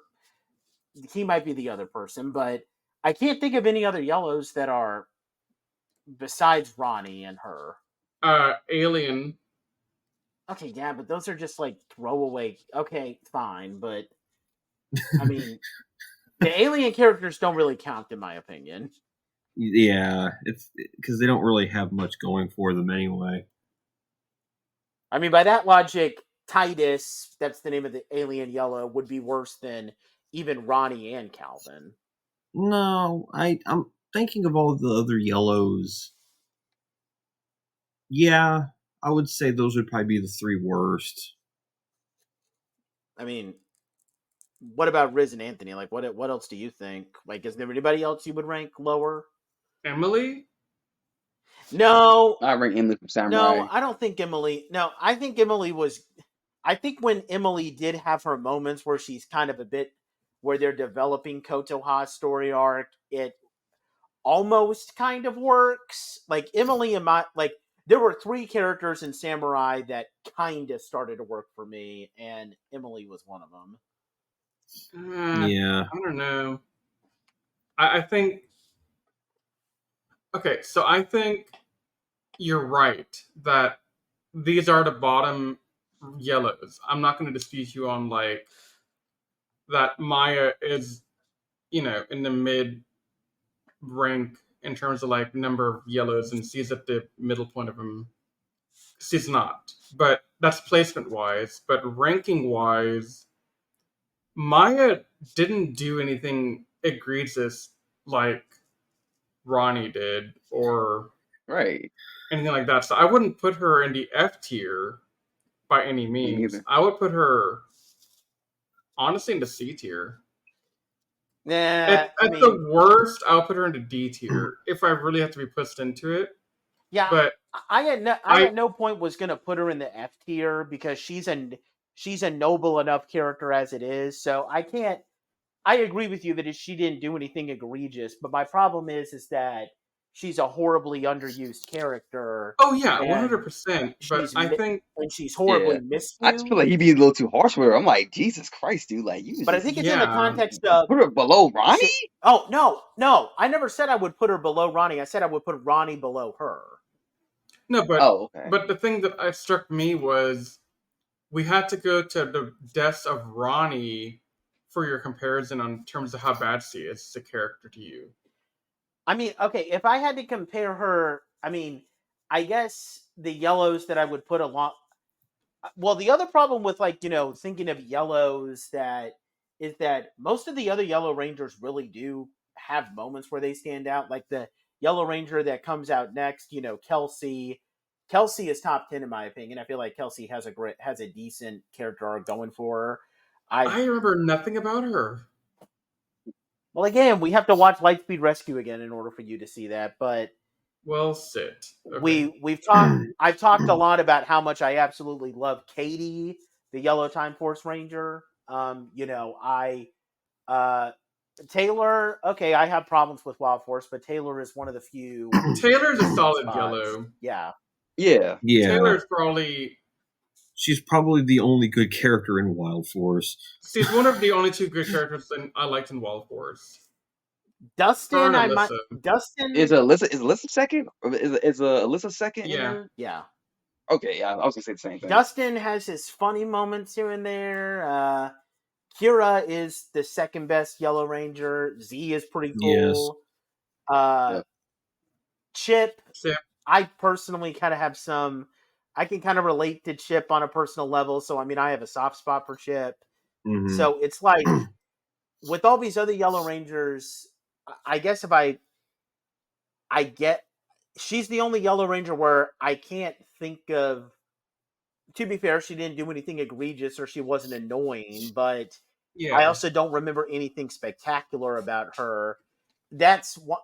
But at the same time, the more I think about it, I feel kind of guilty bringing her up in comparison with Ronnie, because Ronnie was just a horribly annoying character who literally says she has not changed in the least at the end of Operation Overdrive. No, seriously, watch the final scene of Operation Overdrive. She literally says she hasn't learned anything. She hasn't changed. No character development. But like the show is literally telling us how bad it is in that regard.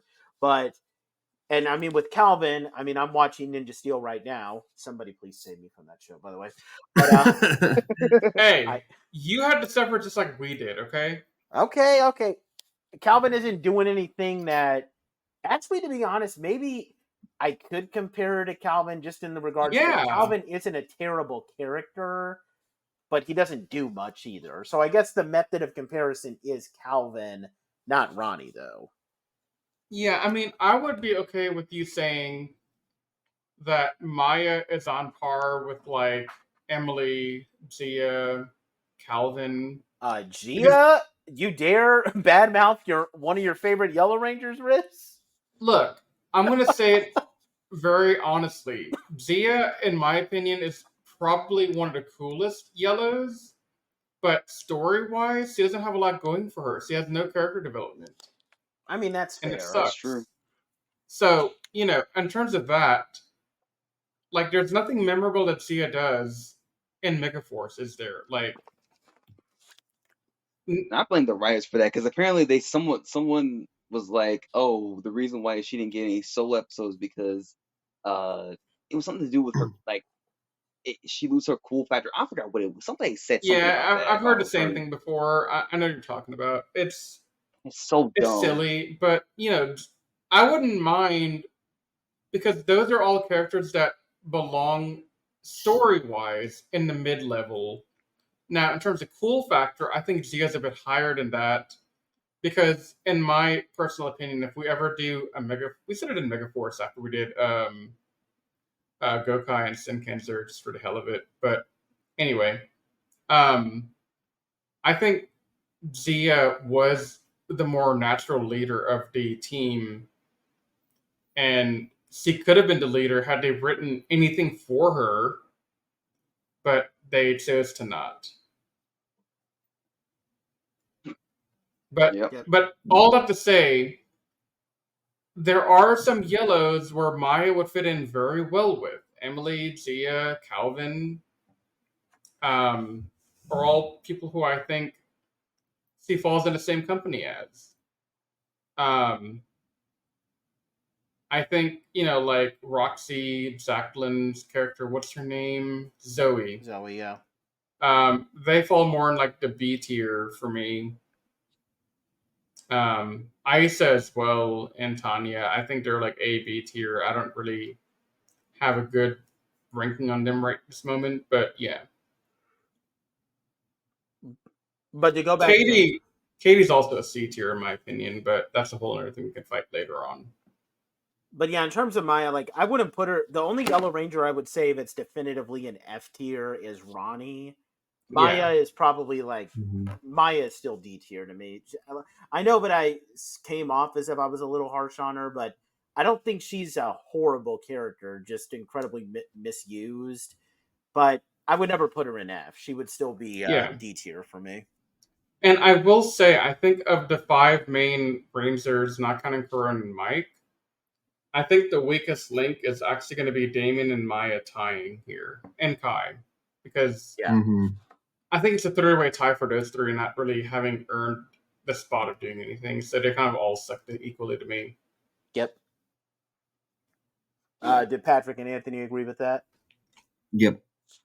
Yeah, I agree. Okay, on the mic. Yeah. But who was Mike again? So Mike is the Magna Defender. He's also the Green Samurai Ranger. Oh Lord. But yeah, the most annoying thing the most annoying thing about Mike, in my opinion, is the fact that there's some episodes where he's there, showing up as if he's part of the main team, and then there's other episodes where he's nowhere to be seen. And okay, you're adapting some Gingaman episodes where Hyuga is inactive, but at least, okay, besides that one really bad Ryoma episode in Gingaman, they did a decent job of, they were pretty consistent with how they portrayed Hyuga. He's basically a Sixth Ranger. He's showing up with the main team and fighting alongside them until that saga of episodes where he has to work with Bucrates, in which case, he can't do anymore. But Hyuga was very consistent. Sometimes Mike is there, sometimes Mike isn't, and there's no explanation given. But aside from that, he just doesn't do anything. Like he becomes. Go ahead. I think the inferred reason for why Mike isn't around all the time is that he is second in command for Terra Venture, so he can't get away as easily as the others can. I mean, I guess that's fair, but it makes sense to me that that's the case.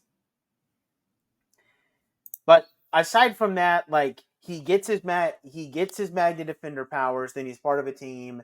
There's one episode that they sort of kind of ish try to give to him where he has to foil this plan from Villamax to try and kill the Galactabeast, but it doesn't do anything for his character. The only other thing that he does is he gives up his powers for the crew to escape the Lost Galaxy, which, okay, that was a great moment. And it showed how noble he was. But aside from that, he doesn't do anything. Yeah, he's just kind of there to fill the suit for the most part and to fill the story for the Sentai footage. Yeah, again, them not establishing him and Leo's relationship the same way they did Ryoma and Hyuga, because that was this character's entire, reason for being. And because they didn't flesh that part out very much, it's just not as interesting. Yeah, That's true. it do be a problem. And that's why I would probably say that Mike is a. I mean, I don't want to say F tier. I can't think of any Six Rangers that I would call F tier, by the way. Well, okay. Actually, no, I can't even say Ion anymore because Ion really improved a lot in Cosmic Fury. Omega. So, oh, yeah, Omega but he doesn't Ranger. count as a character in my book. So, He is a character. He does exist. He did do a thing. okay. But yeah, Mike is probably just a D tier for me. I actually agree with that. I'm actually kind of surprised at you here. You don't think that oh my god, what is his name? Cowboy guy. Levi. I still need to see a bit more of Levi. Now I'm probably gonna maybe at the end of the day when I see Levi, I would probably rank him below Mike, but he is definitely below Mike. Yeah. I do think Levi gets a little bit too much hate, but he's still not that great of a Six Ranger. I think Mike has some natural charisma that carried him through some of it though. Mm-hmm. I would definitely rank Taizan below him. As much as I now have a lot of respect for Dwayne Cameron, like Taizan got really annoying. So Taizan did some egregious stuff. But Taizan also has some things that kind of work, which is why I would put him in D tier, but I would still rank him below Mike. Yeah. But the problem is that when I do a D tier, it's either you did something egregious, but you still have some things to redeem you from being an F tier. But if you didn't do anything and you're just a horribly misused character, that's where you belong in D tier. If you're C tier, that's when you're a character that kind of almost starts to work, but doesn't work entirely. And I just can't justify putting Mike in that category. But see, I think the fault I have with how you're doing your rankings overall is you think you have to have a ranger in every letter of rank. If you don't have somebody who you think fits the D tier, cool. Your D tier is empty. If you think Mike is just average bland and he belongs in C tier, but you're putting him in D tier just to fill a quota, I don't think that's the right way to do it. I guess that's fair. I could justify putting Mike in C, but that would I think Mike is my C tier. Yeah, I would put him there too. I think that's fair. I mean, even Levi, he didn't do anything to deserve D tier, in my opinion. I mean, Patrick Anthony can back me up on that if you want, but I don't think he did anything terrible. He just wasn't written well, and he's boring. Yeah, that's my problem with him. And like me, like I said, me and Nate have both met the guy who plays Levi. Yeah.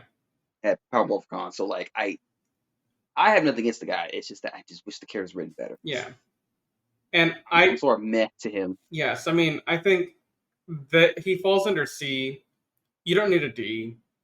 F belongs to Omega for being a possibility for a Ranger, but not really. Yeah. He was the S. He was the concept of a character. Yeah.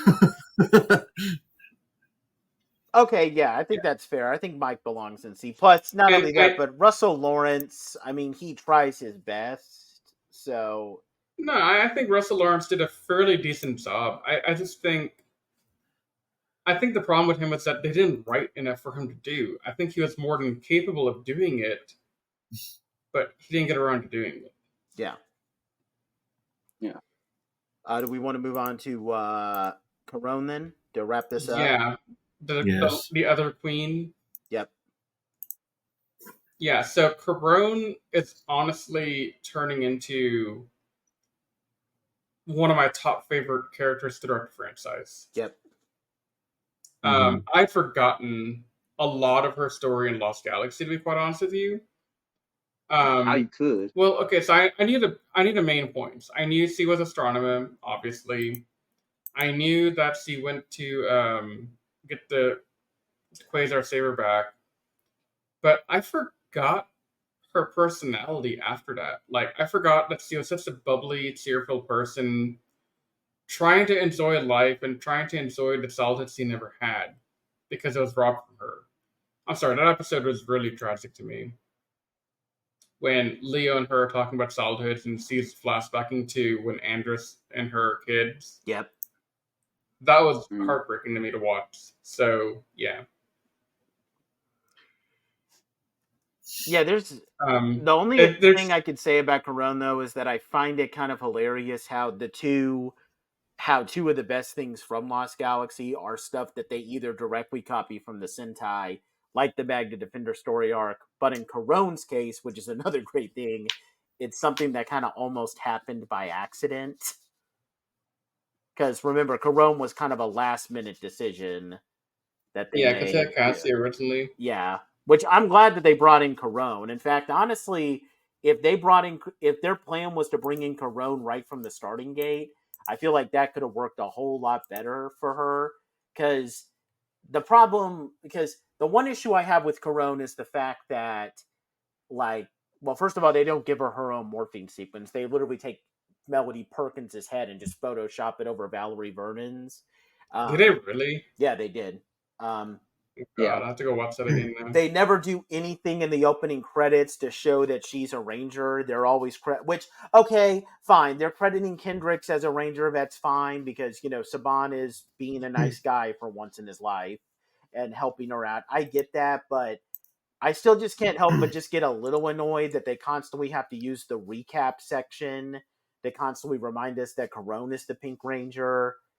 And I kind of wish that we got maybe one other episode, like maybe you could have cut out the clip show episode where Leo and Damon are captured to kind of give Corone some moments to shine. But when Corone does shine in this season, it's some of the best, which is why I can't badmouth Corone at all. No, I mean, Corone has one of the most complicated and compelling stories of most any character in the franchise, in my opinion. To go from full-blown evil villain on top of the world and nearly destroying all of humanity to being a ranger, I mean, that's a huge freaking deal. Yep. And I don't... It seems almost unfair to give Corone anything less than an S tier. Yeah. I'd agree with you. Yeah. I mean, if you want to put Corone in like an A tier, then okay, fine, because you can kind of justify that she doesn't have as much of an ongoing arc after she atones for her sins in that one episode, fine. But nah, I'd still probably say that there's nothing that doesn't, like, the only two Pink Rangers I would say, well, okay, maybe there's three Pink Rangers I would say that are slightly better than her, and that would be Jen, Kimberly, and Amelia. But Corone is still top 5, in my opinion. Yeah, I would slightly tweak your list in my list to be Jen, hang on. Well, I'm blanking. It's still late at night. Yeah. So who you telling? I'm about to pass out in any second. Anthony's about to die over here, man. Yeah, but I think I would swap Kimberly and Corone's spot in your list. Yeah, that's fair. That's fair. Yeah, I just think Corone's a bit better than Kimberly. End of the day, better story than Kimberly. Kimberly had a great story, but not as good as Corone. No, because this is just the best villain in the series' redemption arc, and it didn't feel forced. No, it didn't at all. And I mean, she has some great moments that aren't required to be like big moments. Like we had a whole season of big moments for Corone in the last season. And we had a really big moment when she got introduced to the season at the end game arc, basically. Yep.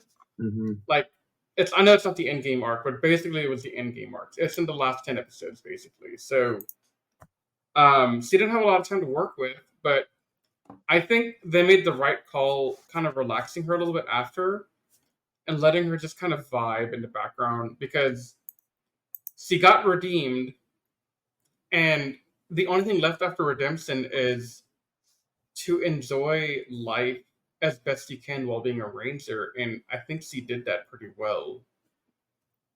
Yep. So if anyone wants to argue with me that she didn't have anything to do after the redemption arc, I'm going to point you to the fact that she did everything in the more prior to the redemption arc. Exactly. So the only thing about Caron's story that I didn't like is that Andros was never there to see it. Yeah, he should have come back one more time. Yeah, it would have just felt, it would have been therapeutic. Yeah. But we can all agree she's an S tier, right, guys? Yes, Nathan, we all agree. Yes. Oh, Okay, now to wrap this whole thing up, we can each give our favorite and least favorite episode of the season, and then we can close out with our final grade. All right, favorite episode, the team up two-parter. I know it's a cop-out, but that's my favorite. You're going to deal with it. Fair enough. Least favorite is Eclipso. That Eclipso was boring. I didn't even want to watch it. Done. Move on. Favorite is the episode where Magna Defender dies. Yep. I just love that episode so much. And this is going to be really stupid because this isn't the worst episodes of the season, but just because it set the tone for the whole season, the opening two-parter, I don't like it. Fair. Yeah, you didn't spend most of your time in this podcast complaining about it. Yeah, because they established the foundation of the story, the characters, and everything there, and they screwed it up at the very beginning, and it never recovered. Do you think that's because this is the first time Saban tries to follow the Sentai formula after going for years of a continuous story? I don't know. I mean, this was the first Power Ranger season that tried to follow the Sentai more closely. No. I guess it's the first one that has its own self-contained story with no real reference to. Oh yeah, that's what you meant. Yeah, there wasn't. They didn't know how to start anew. Yeah, it's possible. You transition from Mighty Morphin to Zeo by going on the Zeo quest, and that gives you the Zeo powers. Yeah, Turbo, you got a whole movie. And then in Yeah. space had Countdown to Destruction. Or not Countdown to Destruction, From Out of Nowhere. The Turbo ending. Chasing the Space. There you go. Yeah. Look, it's late at night. I'm done. Yeah. Yeah. This This was Anthony's the a first time they were. rant. Just rant. Yeah, this was Well, the I'm first gonna go to time they bed. started. Yeah. Okay. So, My I'm a little favorite tired, but I can- is the same Go as ahead. Patrick's, the Magna Defender episode where he dies, and my least favorite episode is the one where that Anthony is about to rip apart. So now I'm going to let him rip it apart. Okay, I'm going to go on mute now. Okay, I'm a little tired, but I'm going to try to keep my best articulate my words possible. Okay. The episode Chandra quotation marks is just a monster that apparently knows who Maya is and has all her friends' memories and all that stuff. And it's like, how'd you get these memories? Did you even meet the real Chandra to do this? Is the real Chandra dead? Is she alive? We don't know. And the show never explains it to us. And yeah, you could say, oh, it's a filler episode. I mean, it doesn't really matter. It does if you're establishing a character that one of the Rangers knows. And this character knows things that how did Moss even know who she was? Let alone would Yukina know? She never set foot on freaking Mirador to know these things. How would she know? How? It's like it just frustrates me so much, and it's like, why? Like, it baffles me to this day. I can hear you going crazy. It's like I'm just sitting in my room and just like looking. You're in a straight jacket in the corner of the room, just going on and on. How she get different? How did the monster get information? You good, Anthony? I'm good. Like I said, it just frustrates me to the no end. It's like it doesn't make any logical sense. That's why it frustrates me so much. I know it's a filler episode. I know it doesn't really mean much in the context of things, I mean, if it's but written stupid, then it's written stupid. Yeah. It it's my doesn't least matter. favorite episode to this day. Yeah, though it probably is the worst written episode in the season, but Okay, while we're We all sh- on the podcast, I want Patrick and Nathan to real quick go look at what I tagged you in Discord, because this GIF is what I'm imagining Anthony looking like right now. That's perfect. what is it? Do I can't see this or no? Right, you don't have Discord right now on your new phone. So, Well, Oh, I yeah. have my other phone. I have my other phone hang on, I still. can send you on just have Facebook. I'll send you on Facebook. You need to see it because you're gonna laugh as well. Yeah. I Patrick still have my other phone. I just need hold on. Let me see. I was expecting it to be the Stewie in a straitjacket. No, That's what I was literally thinking to myself no, no, too. no. It's better than that. I sent you on Messenger. Yeah. For the audience Oh, you back did? at home, it's Pikachu going absolutely bat you know what crazy. But yeah, to wrap up this kind of long podcast, let's each give our final rating out of 10, and which would effectively tell us like where we would rank this in terms of our tiering for Power Ranger seasons. I'll start off because I've been the most vocal about not liking this season. Yep. Just to go around. Okay, so I know I had a lot of stuff in the beginning that I bombarded Nathan's phone with, and you've heard references to it in the last couple of podcasts while I found the resolution and strength to get through Lost Galaxy again, while also dealing with other personal stuff that we're not going to even touch upon in the podcast. All that to say, I changed my opinion twice throughout my watching of this thing. When I began watching, I had some pretty good hope that I was going to enjoy Lost Galaxy because I remembered liking it a lot the first time I watched it 10 years ago. And then this go around, I started off going, man, this season's pretty bad. Why am I watching this? I hate my life right now. But then, I don't know, I think after the Lights That Orion stuff was all over and concluded, the season got to be okay. It wasn't going to win any big prizes for me, but it's not Overdrive bad. It's not Samurai bad. It's not a bad season. It's just meh at the end of the day. So my ranking for this on the S tier scale is a C. Because it's a very meh season with not much going forward in either direction, in my opinion. I would second Riz's claim that it's. I want to put it in a high C, like maybe a C plus, maybe B minus, because I want to give the writers credit that there's an attempt to put effort into this season, but not all of the attempts hit bullseyes, and that's what really kind of bogs it down for me. But yeah, I originally put it in a B minus, but I might want to say C plus now, just because I don't know. Watching Gingaman really hurt this show stock for me. So, yeah, it's C for me. C plus. It's mid C for me. This is as mid as you can get. Yeah. Okay, the others? It's like bottom C tier at best. But I'm also probably the harshest one on this season in this group. Who are you, and why is your name Rizwan Merchant? I know. There was a part of me that wanted to dip this into D tier. I really don't like this season. It does nothing for me. Because it's one of those seasons where you sit down and think about it, you can really just write out a better script for the show. And if I can do that so easily, like I'm looking at you, Zoo Ranger, then you're bad. I'm sorry. Like I know that you guys say this is a middle of the road season, and in most cases, yeah, I'd probably agree with you, but I think it's a bad season. I don't see any world where the pros outweigh the cons here. Because have I even said one good thing about the season in this whole video? Yes. outside of the Magna Defender thing. Corone.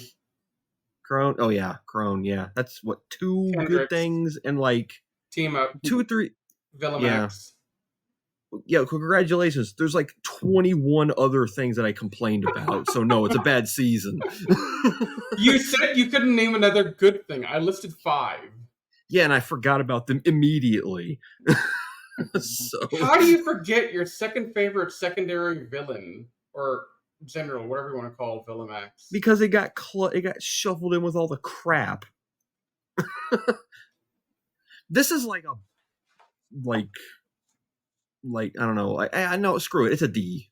I don't care. Screw it. I'm going to be the contrarian here. Okay. Hi. You are now Rizwan. Yeah. And Anthony? Okay. So, like I said before in the beginning of the video, I'm aware of its flaws, and I'm aware that, you guys' opinions are valid, and I will never tell you not to feel you feel about the show. I still enjoy it for what it is, for the most part. And if it wasn't for characters like Kendricks and Corone, and I still like Leo. I know he has his issues too, but I still like Leo or whatever. So I'm kind of gonna give it like a low B. That's just sorry, that's just how I feel. No, I mean that's valid. Yeah, perfectly valid. Just because like I said, I don't think you guys are wrong for how y'all feel. It's just I just don't think that I should just jump on the bandwagon and say, oh yeah, I totally agree with y'all. Yeah, you should totally give it a C or D. I'm not doing it. No, and that's fair. It's a B, but I could see a B or a C, but I think more of a C here, just because it didn't do anything for me in the same way it didn't do for Patrick. But I'm not being Rizwan today. I'm being myself. Yeah, it's confusing, right. But it's late at night, so I don't care what I'm saying anymore. Hint, hint. But anyway, yeah. So we just all gave our final thoughts. We hope everyone enjoyed our podcast on Lost Galaxy, wrapping up this little Gingaman arc. So yeah, we are officially done with that. We hope you guys have enjoyed this little journey of ours. Now, real quick, we're going to do our little Lost Galaxy versus Gingaman little mini podcast. Gingaman wins. Okay, that's it. So I was about to get really worried for saying that we're doing another podcast on this stuff. No, I just did that podcast. Oh, good. Okay. I was going to say, whoa, Nate, hold up. I'm not ready for that. Yeah, well, we don't have to do that. So, with that said, to give a little bit of an announcement for some of the future ones, we're gonna be cleaning up a little bit with Boom Boomger. We got a lot of stuff to cover there, so we're probably gonna do 2, possibly 3, but probably just 2 podcasts covering the episodes up to where we left off. After which we will then move on to Go Onger, and we're gonna start a completely new Sentai. We're definitely looking forward to that. So we will see you guys next time when we start taking a look at Boom Boomger.